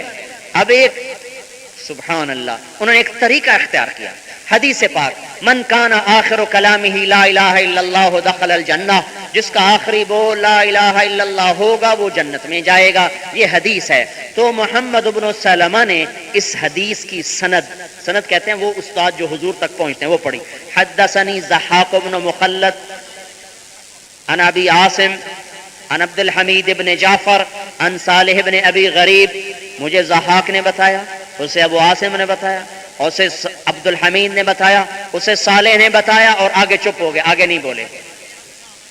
تو محمد بن حاتم بولے، اب وہ بولے اب انہوں نے اپنی سند سے حدیث پڑھی، حدثنی بندار، مجھے بندار نے بتایا، عن ابی عاصم عن عبد الحمید ابن جعفر عن صالح ابن ابی غریب، آگے سلسلہ ایک ہے، اور وہ بھی چپ ہو گئے۔ اب یہ جو تھے نا ساری زندگی حدیث پڑھائی، زبان کا ورد بن گیا، دل دماغ میں اتر گیا ذکر الہی، اب بے ہوش تھے، کانوں میں آواز گئی، لاشعور سے ٹکرائی، لاشعور سے شعور میں آئی، بے ہوشی میں زبان جاری ہو گئی، حدثنی ابو عاصم عن عبد الحمید ابن جعفر، اب یہ ابو زرعہ بول رہے، مر رہے، بے ہوشی میں ہیں، عن عبد الحمید ابن جعفر عن صالح ابن ابی غریب، پہلے 2 یہاں چپ ہو گئے، یہ آگے جا رہے، عن کثیر ابن مرۃ الحضرمی عن معاذ ابن جبل قال قال رسول اللہ صلی اللہ علیہ وسلم من کان آخر کلامہ لا الہ الا اللہ دخل الجنہ، اور اس کے ساتھ ہی جان نکل گئی، کلمہ بھی پڑھا، ذکر بھی کیا، علم بھی پڑھایا، اور موت بھی آ گئی۔ ایسا ذکر کا عادی بنا لو کہ میرے بھائیوں زبان پہ کلمہ پھسلتا چلا جائے، گالی گلوچ کا عادی مت بناؤ، جب امت گالیاں نکالتی ہے اللہ کی نظروں سے گر جاتی ہے۔ چوتھی محنت اس بات کی ہو رہی ہے کہ اپنے اخلاق سنوارو بھائی، مسلمان اخلاق کے مجموعہ کا نام ہے، مسلمان بد اخلاق کو نہیں کہتے، بد اخلاقی کا اور اسلام کا کوئی جوڑ نہیں، جو سلام کرے اسے سلام کرو، یہ کوئی اخلاق نہیں، جو پوچھے اس کو پوچھو، یہ کوئی اخلاق نہیں، جو دے اس کو دو، یہ کوئی اخلاق نہیں۔ ہمارے نبی نے اخلاق کی 3 بنیادیں بتائیں، تصل من قطعک، توڑنے والے سے جوڑو، تعطی من حرمک، نہ دینے والے کو دو، تعفو عن من ظلمک، جو ظلم کرے معاف کر دو، اور بدلہ اللہ سے لے لو۔ اللہ کے نبی نے کہا میری ضمانت لے لو، اس سے بڑی ضمانت کیا ہوگی؟ اللہ کا رسول کہہ رہا ہے میری ضمانت لے لو، تم اخلاق ٹھیک کر لو، جنت الفردوس میں مجھ سے گھر لے لو۔ اور جس کی ضمانت اللہ کا رسول دے اس کو اللہ بھی رد نہیں کرے گا، اپنے فضل سے اللہ اس کو رد نہیں کرے گا۔ الزعیم کا میں ذمہ دار ہوں کہ اخلاق بناؤ۔ اخلاق کیا ہے؟ توڑنے والے سے جوڑو، نہ دینے والے کو دو، ظلم کرنے والے کو معاف کرو، برے کرنے والے سے اچھے بن کے چلو، یہ اخلاق کی بنیاد ہے۔ اس پر جنت الفردوس کا وعدہ ہے۔ ہمارے اخلاق غلط ہیں کہ جو پوچھے اس کو پوچھو، جو نہ پوچھے نہ پوچھو، چاہے سگا بھائی کیوں نہ ہو، جو سلام کرے اسے سلام کرو، جو سلام نہ کرے اسے نہ کرو۔ یہ بہت بڑی گراوٹ۔ ایک دفعہ امام حسین اور امام حسن میں لڑائی ہو گئی، مطلب تو میں تکرار ہو گئی، انسان ہی تھے۔ تو لوگوں نے حضرت امام حسین سے کہا تو چھوٹا ہے وہ بڑے ہیں، تو جا کے معافی مانگ۔ کہنے لگے واللہ مجھے معافی مانگنے میں کوئی شرم نہیں، لیکن مجھے خیال آتا ہے جو معافی مانگنے میں پہل کرتا ہے نا اس کا جنت میں درجہ بڑا ہو جاتا ہے۔ تو میرا جی نہیں چاہتا کہ جنت میں میرا مقام میرے بھائی سے اوپر ہو، میرا بڑا بھائی نیچے ہو میں اوپر ہوں، میرا یہ جی نہیں چاہتا۔ میں وہ مقام اپنے بھائی کو ہی دینا چاہتا ہوں۔ جب امام حسن رضی اللہ عنہ کو پتہ چلا تو وہ وہیں سے بھاگے ہوئے آئے اور آ کر ان کو گلے لگایا، پیار کیا اور معافی مانگی۔ تعفو عن تصل من قطعک وتعطی من حرمک وتعفو عن من ظلمک۔ امام زین العابدین کو ایک آدمی گالیاں نکالنے لگا، وہ ادھر منہ کر کے بیٹھ گیا، وہ بھی کوئی پنجابی ہوگا، انہوں نے کہا تینوں آکھ رہے ہیں، تینوں مطلب اب تو بھی تو کچھ ایاک اعنی، تجھے گالیاں نکال رہا ہوں۔ انہوں نے فرمایا مجھے بھی پتہ ہے، میں بھی تمہیں ہی معاف کر رہا ہوں کہ میری زبان گندی نہ ہو، تیری تو ہوگی میری نہ ہو۔ تو وہ ایک دم پاؤں چومنے لگا، کہا واقعی آل بیت کے یہی اخلاق ہونے چاہیے، آل رسول کے یہی اخلاق ہونے چاہیے۔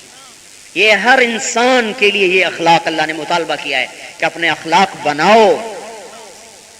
یہ لوگ جنت، الحسن والحسین سیدہ شباب اہل الجنہ، جنت کے نوجوانوں کے سردار ہیں، جن کو خوشخبری مل گئی وہ تو یوں ایک دوسرے سے معافیاں مانگ رہے ہیں۔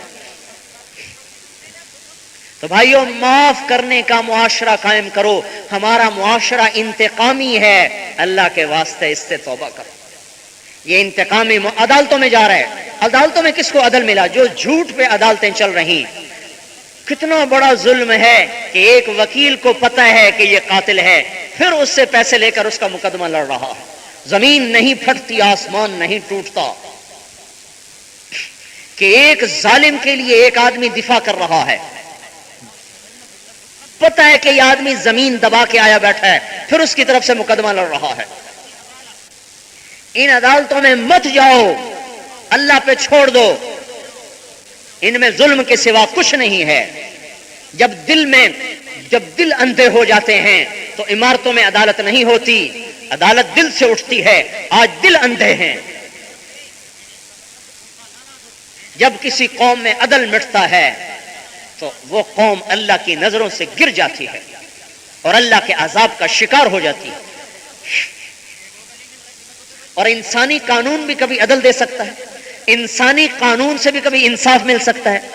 اللہ کا قانون ہے جو کامل اکمل ہے، لہذا عدالتوں میں نہ جاؤ، آپس میں صلح صفائی سے کوئی بات طے کر لو، ان میں سوائے ظلم کے کچھ نہیں ملے گا، بات بڑھتی جائے گی۔ اللہ پہ چھوڑ دو، دبا لیا ہے نا تو کیا مرے گا نہیں؟ کیوں بھائی مرے گا نہیں؟ کہاں لے جائے گا؟ سب کچھ لوٹ لیا، اچھا بھائی لوٹ لیا تو نہیں مرے گا۔ میرا جو لٹ گیا اور وہ سب کچھ لے گیا تو کب تک لے کے جائے گا؟ کتنا لے کے جائے گا؟ ایک بالشت زمین جس کی دبا لی اور مر گیا، واپس نہ کی، تو 7 زمینوں کا توق بنا کے اللہ گلے میں ڈال دے گا، کھڑا ہو جا، تیری نماز آج تجھے نہیں چھڑائے گی، تیرا حج تجھے نہیں چھڑائے گا، یہ بالشت زمین واپس کر۔ اب کہاں سے واپس کرے؟ وہ تو دنیا میں تھی۔ معاف کرنا سیکھو، اللہ کے واسطے معاف کرنا سیکھو۔ فاعفو واسفحوا، فاعفو واسفحوا، دنیا میں جنت کا مزہ آ جائے گا اگر معاف کرنے کی عادت پڑ گئی. اس لیے اپنے اخلاق بناؤ اللہ کے واسطے. کیا بتاؤں مسلمان کیسے تھے. جب بنو امیہ کا زوال آیا اور بنو عباس حکمران ہو گئے تو وہ ان کو چن چن کے قتل کر رہے. تو سلیمان بن عبد الملک کا بیٹا ابراہیم وہ بھاگا، عراق کا گورنر تھا کوفے میں، تو اس کے پیچھے لوگ لگے ہوئے تھے. تو ایک راستے سے گزر رہا تھا تو سامنے ایک نوجوان بڑا خوبصورت 20-25 گھوڑ سوار اس کے ساتھ. اس بیٹا میں خائف ہوں، مجھے امن چاہیے. ان کا چچا آ جائیں میں آپ کو امن دیتا ہوں. وہیں اپنا ان کو گھر لے گیا، ایک خادم ان کے لیے مقرر کر دیا. صبح وہ نوجوان نکلتا ہتھیار سجا کے 20-25 اپنے غلاموں کو لے کر شام کو واپس آتا. 8 دن گزر گئے تو یہ ابراہیم کہنے لگے بیٹا تو صبح نکلتا ہے شام کو آتا ہے ہتھیار لے کے، کیا بات ہے؟ کہنے لگے چچا مجھے پتا چلا ہے کہ میرے باپ کا ہلاک کر ڈالو، تمہارے خالق کے نزدیک تلاش میں نکلتا ہوں کہ ملے تو اس کو قتل کر کے اپنے باپ کا بدلہ برابر کروں. کہنے لگے تیرے باپ کا قاتل کون ہے؟ کہنے لگا ابراہیم بن سلیمان، یہی جس کو پناہ دی. تو کہنے لگے ابراہیم بن سلیمان کہ میرا دل بھر آیا کہ اس بچے کے اخلاق نے مجھے اتنا متاثر کیا کہ میں اپنے آپ کو چھپا نہ سکا. تو میں نے کہا بیٹا پھر تیرا کام آسان ہو گیا، تیرا مجرم تیرے سامنے ہے، اپنا بدلہ لے لے. تو اس کے ہونٹوں پہ غمگین سی مسکراہٹ آئی. کہنے لگا چچا اکیلے رہتے رہتے معلوم ہوتا ہے دل گھبرا گیا، خودکشی کرنا چاہتے ہو؟ کہا نہیں میرا بیٹے، میں تیرے اخلاق سے متاثر ہوا ہوں، میں ہی ابراہیم بن سلیمان ہوں اور میں نے تیرے باپ کو قتل کروایا تھا عراق کی گورنری میں، تو اٹھ اپنا کام کر. تو وہ غصے سے کانپنے لگا، ایک دم کھڑا ہوا، تلوار پہ ہاتھ رکھا اور اندر جنگ شروع ہو گئی. اندر کا غصہ کہے انتقام لو، اور دین کہے، اخلاق کہے کہ تو امن دے چکا ہے معاف کرو، کانپ رہا. اسی طرح کھڑے کھڑے کھڑے پسینہ پسینہ ہو گیا. وہ اندر کی لڑائی ہو رہی، آخر ایمان کو فتح ہوئی اور وہ چپ کر کے بیٹھ گیا. کہنے لگا چچا تو اور میرا باپ ان قریب ایک بڑے بادشاہ کی عدالت میں پہنچو گے جہاں وہ خود تم سے نمٹ لے گا. میں تمہیں پناہ دے چکا ہوں، اب میرا ہاتھ تجھ پہ نہیں اٹھ سکتا. یہ اخلاق تھا. اور سنو، یہ تو مسلمان ہے. اندلس کے قاضی کے دروازے پہ دستک ہوئی، انہوں نے دروازہ کھولا تو ایک عیسائی نوجوان، حضرت مجھے پناہ چاہیے، لوگ میرے پیچھے ہیں. انہوں نے کہا آ جاؤ بیٹا تمہیں پناہ ہے. اس کو اندر کمرے میں لے گئے.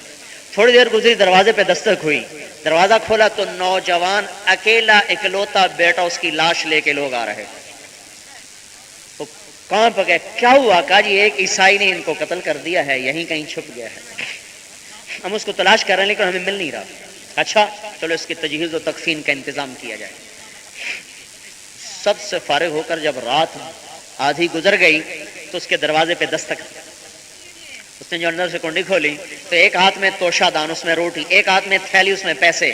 فرمایا بیٹا تمہیں پتا ہے تو نے آج کس کو قتل کیا ہے؟ کہا جی نہیں. کہا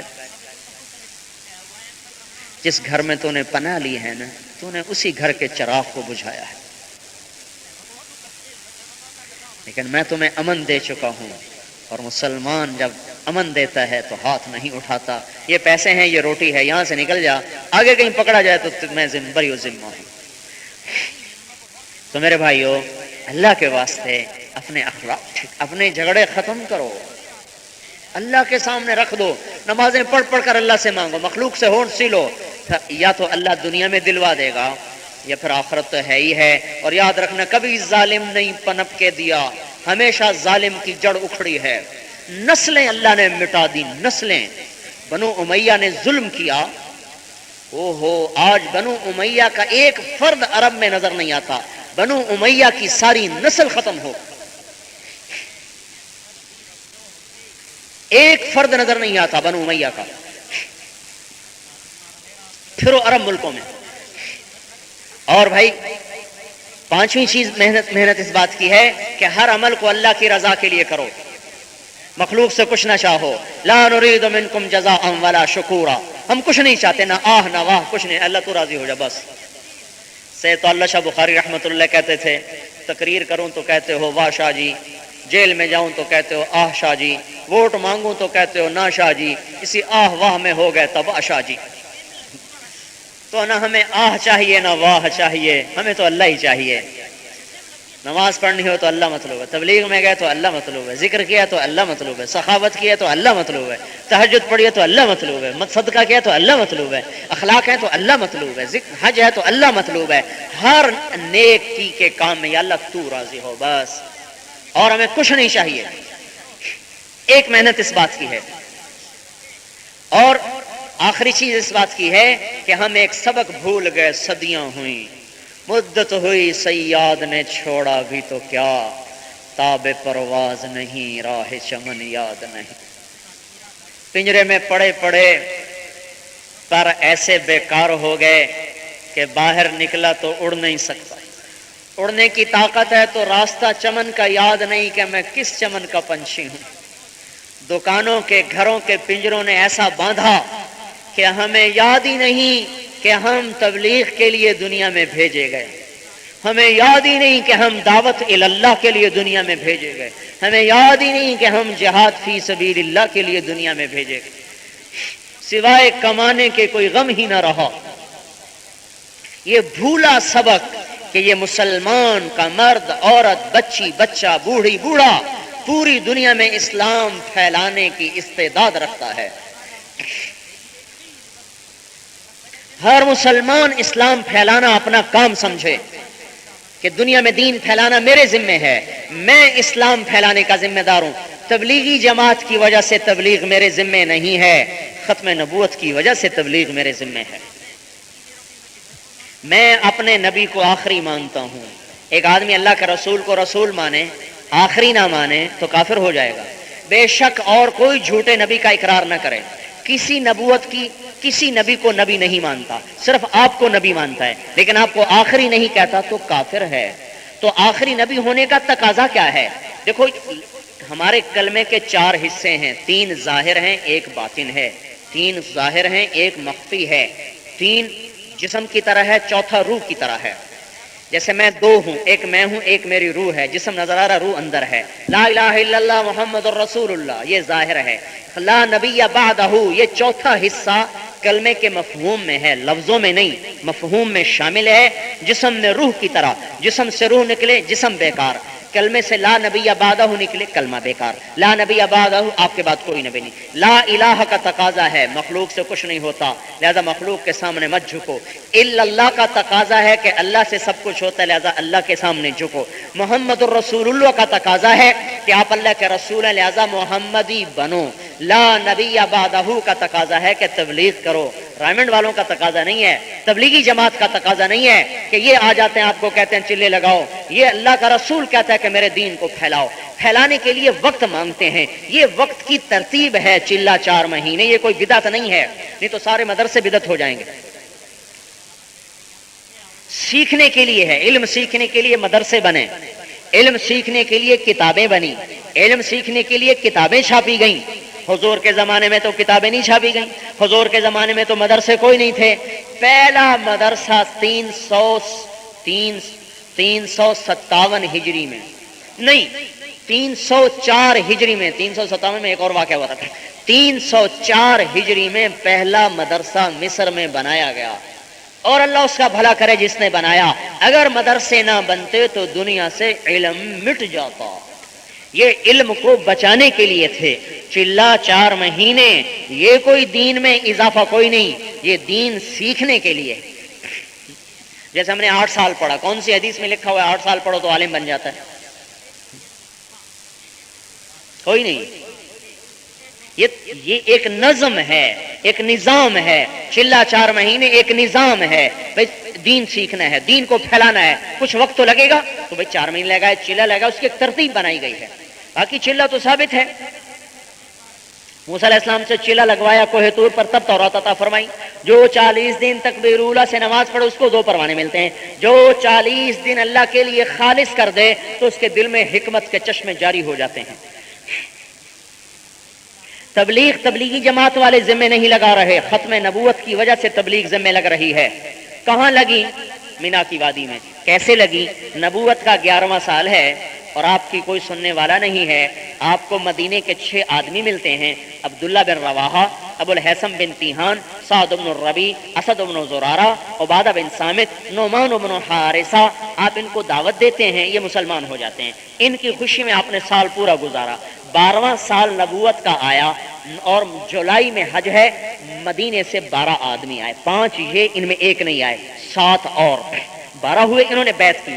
پھر غار کو صاف کیا، اپنی پگڑی سے سوراخ بند کیے، پھر کرتا اتار کے پھاڑ کے سوراخ بند کیے، پھر آپ کو دعوت دیا، آپ اندر آئے۔ جب اندھیرا چھٹا تو آپ نے دیکھا ابو بکر کا کرتا کوئی نہیں، کہا ابو بکر تیرا کرتا کہاں ہے؟ کہا یا رسول اللہ میں نے سوراخ بند کیے۔ تو آپ کی آنکھوں میں آنسو آئے، کہا یا اللہ میں ابو بکر سے راضی ہوں، تو بھی اس سے راضی ہو جا اور جنت میں میرا ساتھی بنا دے۔ اللہ تعالیٰ نے فوراً وحی بھیجی، ہم راضی ہیں اور جنت میں آپ کے ساتھی بناتے ہیں۔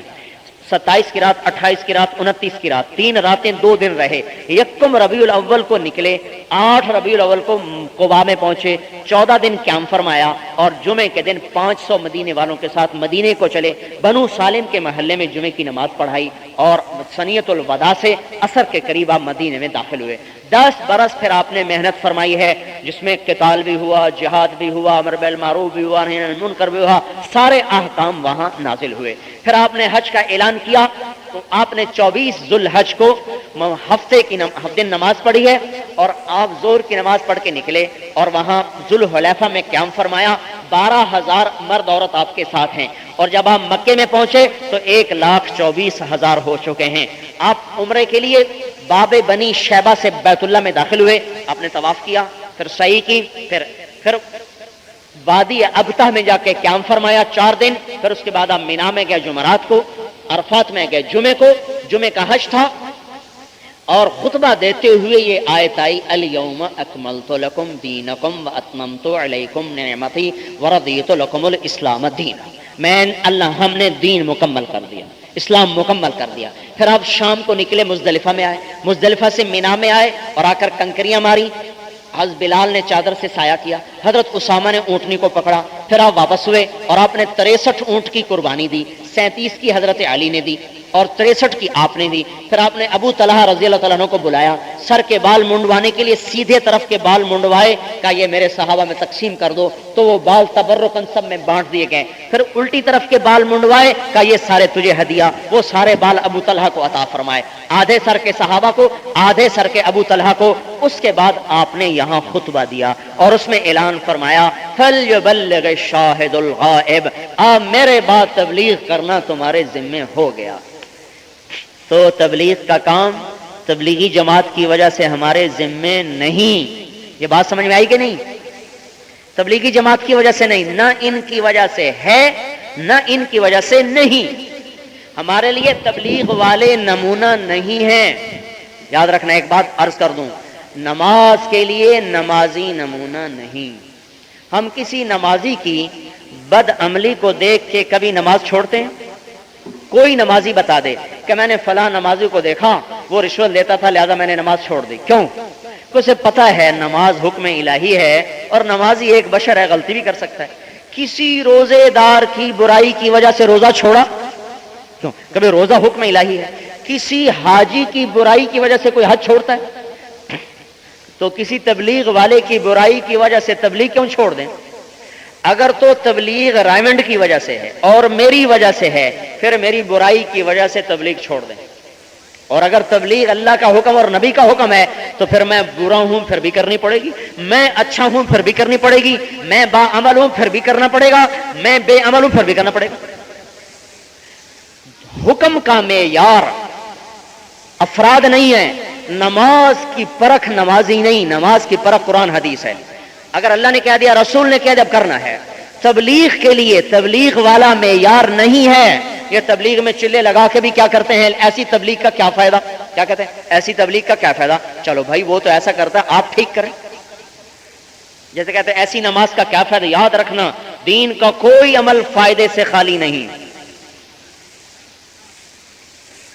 ایک آدمی داڑھی بھی رکھے جھوٹ بھی بولے، ایک آدمی داڑھی منڈائے جھوٹ بھی بولے، تو ہمارے معاشرے میں یہ ہے کہ داڑھی رکھنے والا بڑا مجرم ہے اور داڑھی منڈانے والا چھوٹا مجرم ہے، کیونکہ داڑھی منڈانے سے سارے حرام حلال ہو جاتے ہیں اور داڑھی رکھنے سے سارے حرام حرام ہو جاتے ہیں۔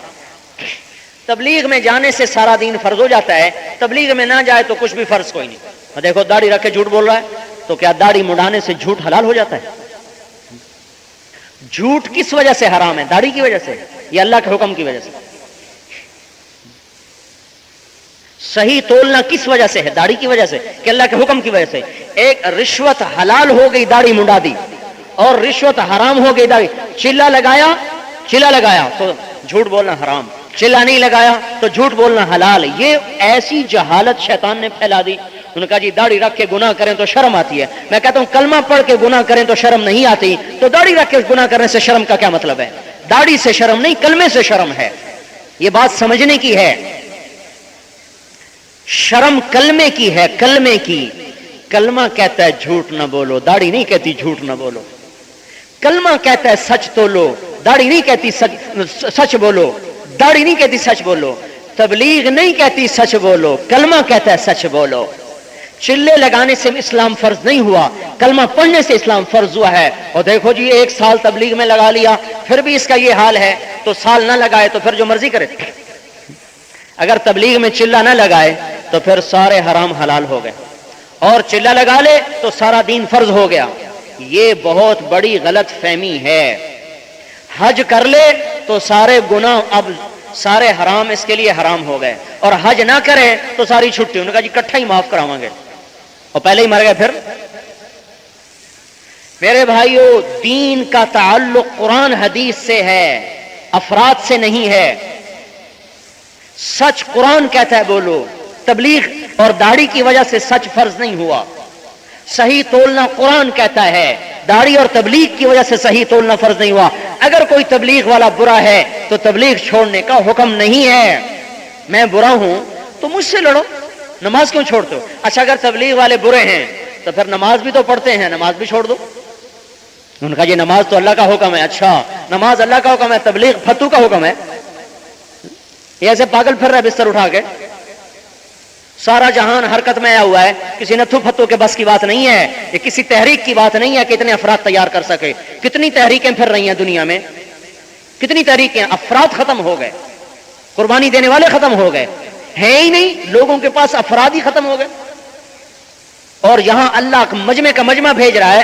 یہ تبلیغی جماعت کا کمال نہیں ہے، کوئی ان کی حیثیت نہیں ہے، کسی کو نہ کوئی بات کر سکے۔ جاؤ رائمنڈ میں بیٹھو، ایک بیان کوئی ایسا دکھا دو جو کہ یہ بیان تو بڑا دل کو لگا، ایسی ٹھنڈی باتیں ہیں کہ آدمی بھاگ جائے۔ کوئی بیان نہیں، کوئی تقریر نہیں، اور پوری دنیا میں دکھاؤ کہ بیان کرنے والا سو رہا ہو اور لوگ آگے بیٹھے ہوئے ہیں، پوری دنیا میں دکھا دو۔ جاؤ فجر کا بیان دیکھو، عبدالوہاب صاحب سو رہے ہوتے ہیں، لوگ بیٹھے ہوتے ہیں۔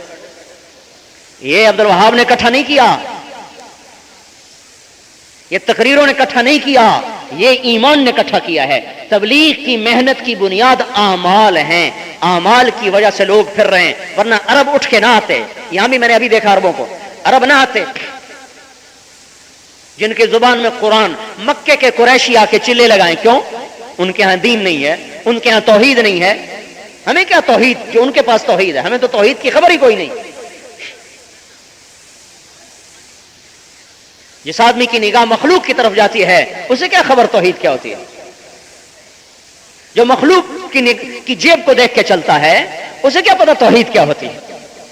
ہاں ظاہری توحید ہے، اتنی توحید سے بھی جنت مل جائے گی، اتنی توحید سے بھی جنت مل جائے گی، لیکن توحید کی حقیقت اس سے کوسوں دور ہیں۔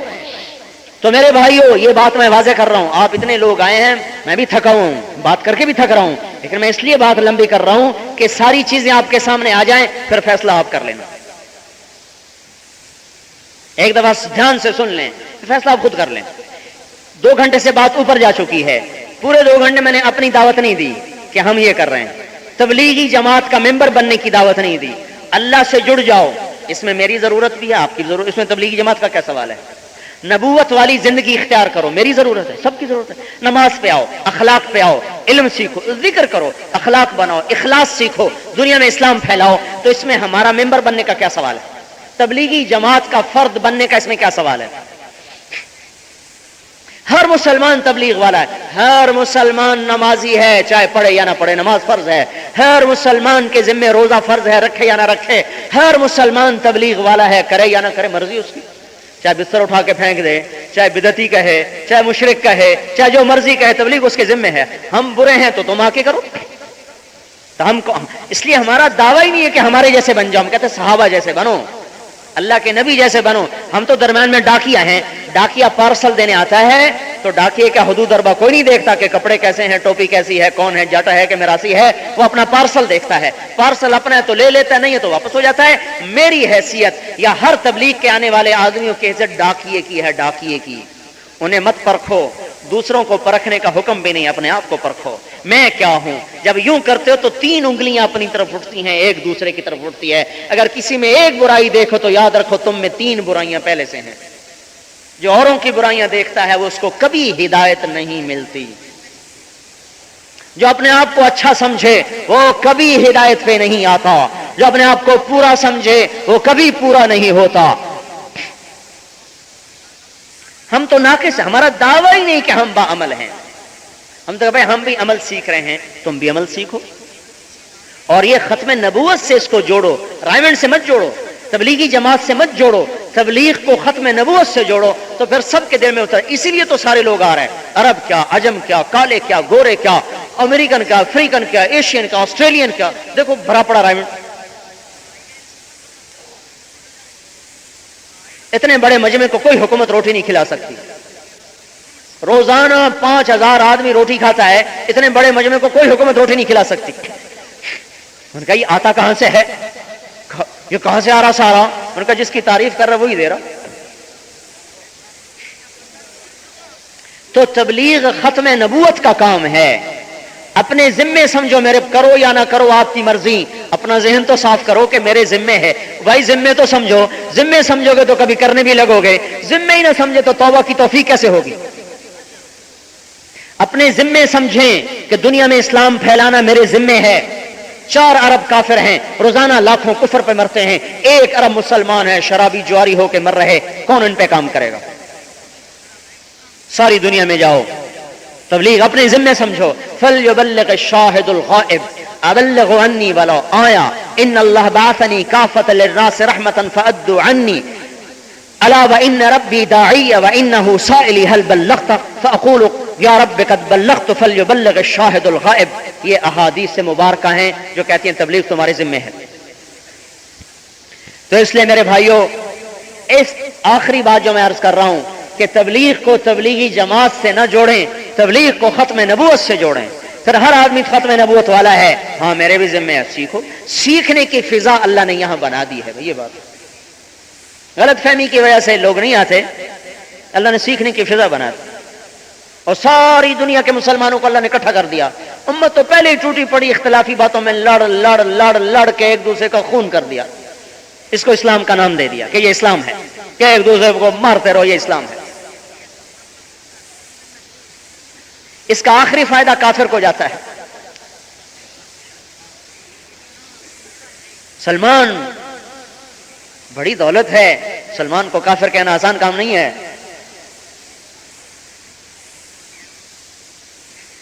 ادنا سے ادنا مسلمان قیامت کے قریب تو نہ نماز ہوگی، نہ روزہ، نہ حج، نہ زکات، کچھ بھی نہیں، صرف کلمہ ہوگا. اللہ ان کی برکت سے قیامت کو نہیں آنے دے گا.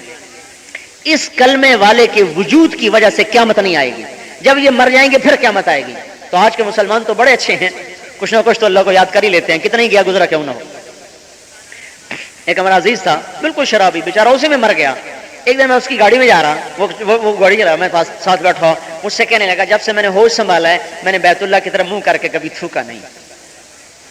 حیران ہو گیا، یا اللہ کبھی ہمیں اس کا خیال نہیں گزرا. اور وہ بیچارہ ساری زندگی نشے کرتا کرتا نشوں میں مر گیا، لیکن اس کے اندر کا حال یہ تھا کہ بیت اللہ کی طرف منہ کر کے کبھی تھوکا نہیں. اللہ اکبر. اس لیے کسی مسلمان کو حقیر نہ سمجھو، پتہ نہیں کون سی بات اللہ کو پسند آئی پڑی ہو اور آپ اس کے عیب نکال رہے ہوں اور وہ بخشا جا چکا ہو. تو تبلیغ اللہ کا حکم ہے، اللہ کے رسول کا حکم ہے، لہذا ہمارے ذمے ہے. رائمنڈ کی وجہ سے نہیں، تبلیغی جماعت کی وجہ سے نہیں، ختم نبوت کی وجہ سے ذمے ہے. ساری دنیا میں اسلام پھیلانا ہمارے ذمے ہے. جاؤ پھیلا دو. اتنی بات آپ نے مینا میں کہی اور پھر اس کو صحابہ نے سچ کر کے دکھایا. 10 ہجری میں آپ کا انتقال ہوا اور 90 ہجری میں اسلام پاکستان میں آ گیا.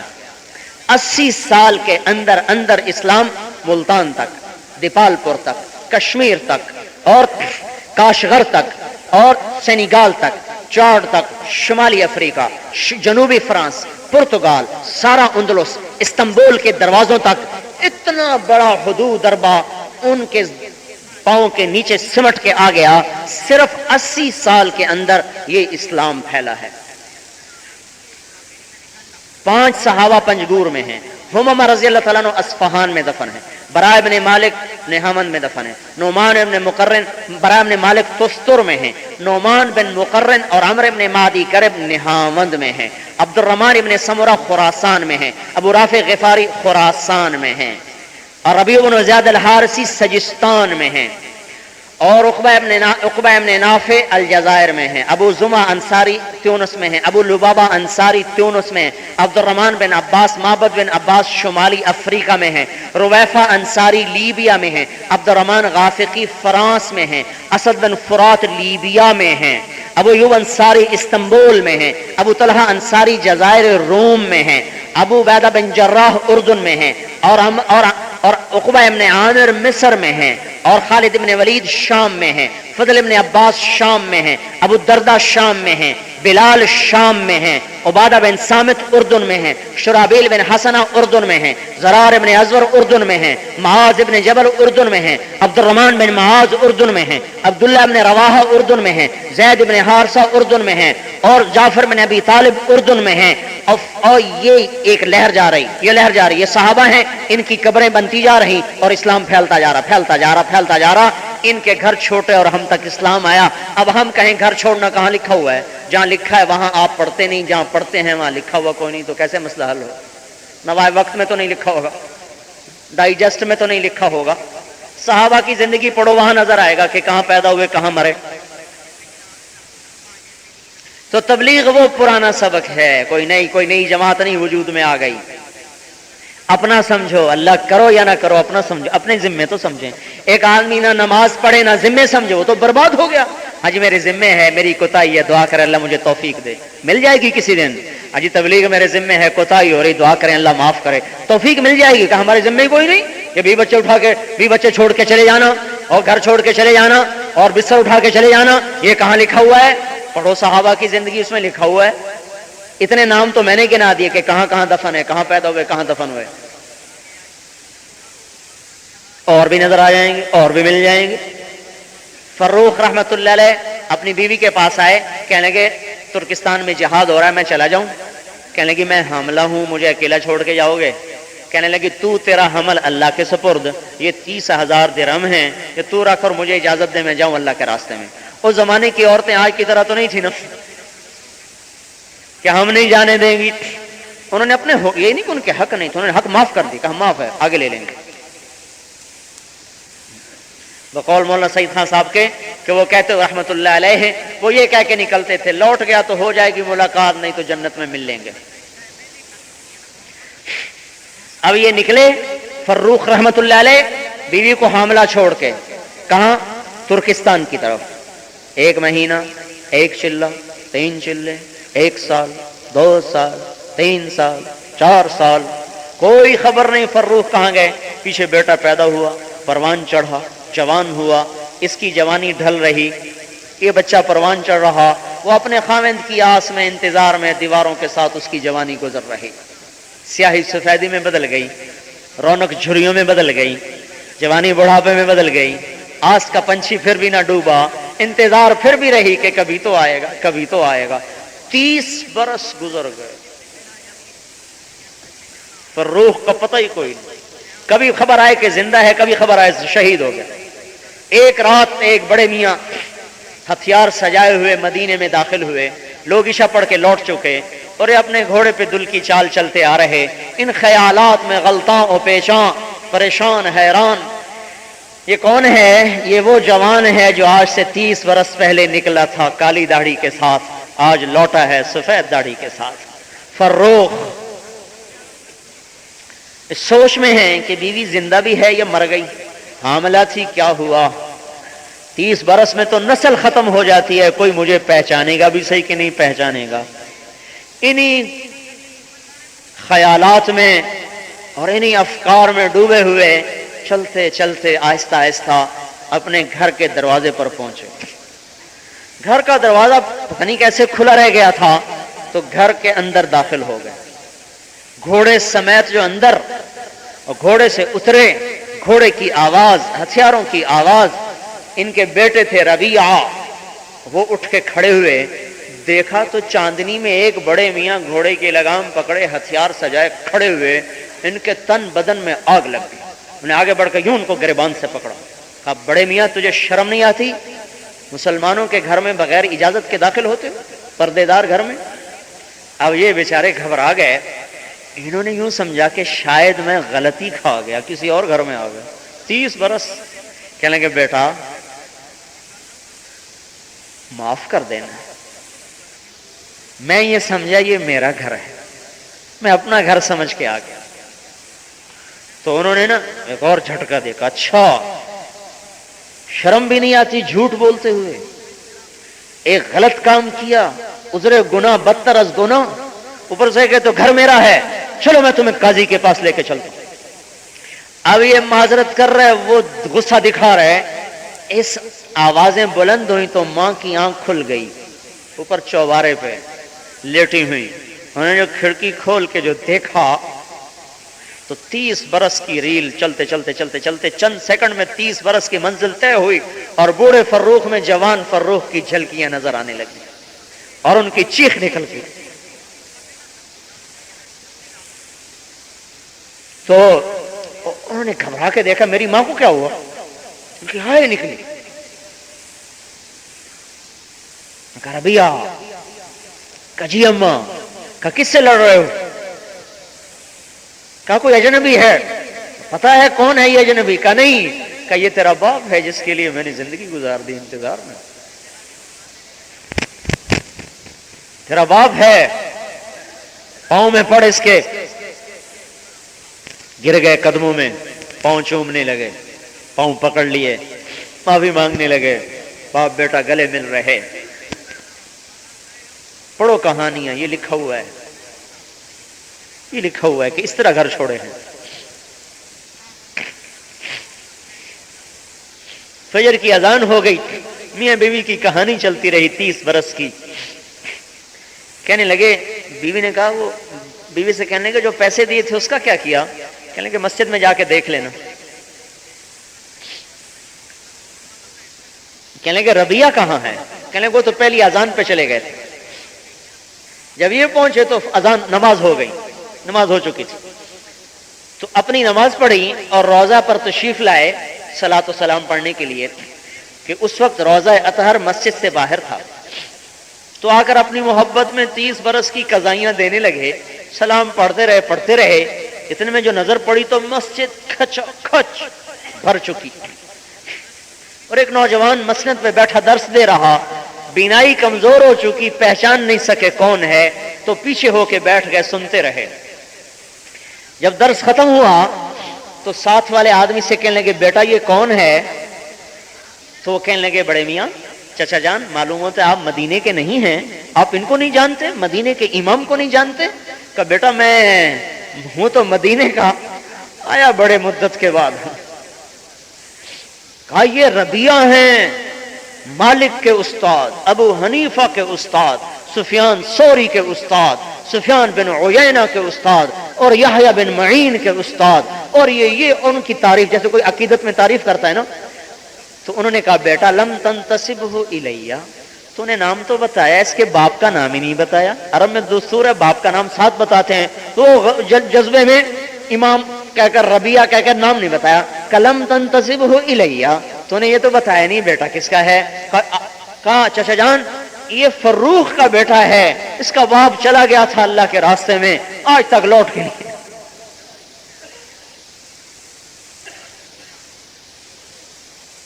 پڑھو تاریخ، چھوڑو اخباروں کا پڑھنا اور ناولوں کا پڑھنا، چھوڑو تاریخ پڑھو، پھر پتہ چلے کہ اسلام کے پھیلانے کے لیے کیسے گھر چھوٹے، کیسے سہاگ اجڑے، اور کلمہ کیسے دنیا میں پھیلا۔ ایسے تو نہیں رضی اللہ عنہ بن گئے تھے، مفت میں بن گئے، قرآن پکار پکار کے بولا کہ جنت واجب ہوگی، ایسے ہی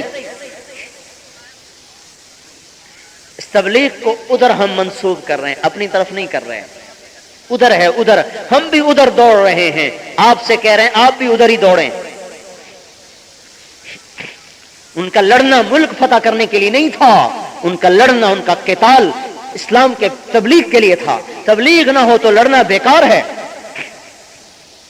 لڑنا تبلیغ کے لیے ہے۔ نہیں مانتے تو صلح کرو، نہیں صلح کرتے تو آ جاؤ، پھر یا تم مرو گے یا ہم مریں گے۔ تو اس لیے میرے بھائیوں، اللہ کے واسطے یہ میں نے 3 گھنٹے اس لیے بات کی ہے کہ آپ کا میرے اوپر حق ہے، میرا آپ پر حق ہے۔ آپ جو اتنا مجمع آیا ہے، میرے ذمے میں آپ کے سامنے ساری بات رکھوں۔ آپ کے ذمے کیا ہے کہ آپ اس کو بیٹھ کے سوچیں کہ یہ جو 3 گھنٹے بات ہوئی ہے، اس میں کون سی بات ہے جو ہمارے مطلب کی نہیں، جو آپ کے مطلب کی نہیں وہ آپ چھوڑ دیں۔ میرا کلام وہی نہیں ہے، اس میں خطا بھی ہوگی، جو خطا ہے اس کو دفع کر دیں۔ میں انسان ہوں، میرے کلام میں زیادتی بھی ہوگی، کمی بھی ہوگی، غلط بھی ہوگا، کچھ صحیح بھی ہوگا۔ جو میں نے اللہ اس کے رسول کی طرف سے بات نقل کی ہے وہ انشاءاللہ 100% صحیح ہے، سچ ہے۔ جو میں نے اپنی کوئی ساتھ شرح کی ہے وہ ممکن ہے غلط بھی ہو سکتی، لیکن یہ محنت آپ کے ذمے ہے، تبلیغی جماعت کی وجہ سے نہیں، ختم نبوت کی وجہ سے۔ یہ سارا تبلیغ کی محنت کا خلاصہ ہے، جو پوری دنیا میں جو تبلیغ کا کام ہو رہا ہے وہ اس بنیاد پہ ہو رہا ہے۔ اب اس کو آپ جو مرضی درجہ دے لو، ہم آپ کے سپرد کر دیتے ہیں، فرض عین ہے، فرض کفایہ ہے، سنت ہے، مستحب ہے، یا فضول ہے، یا بدعت ہے، یا بیکار ہے، خود فیصلہ آپ کریں۔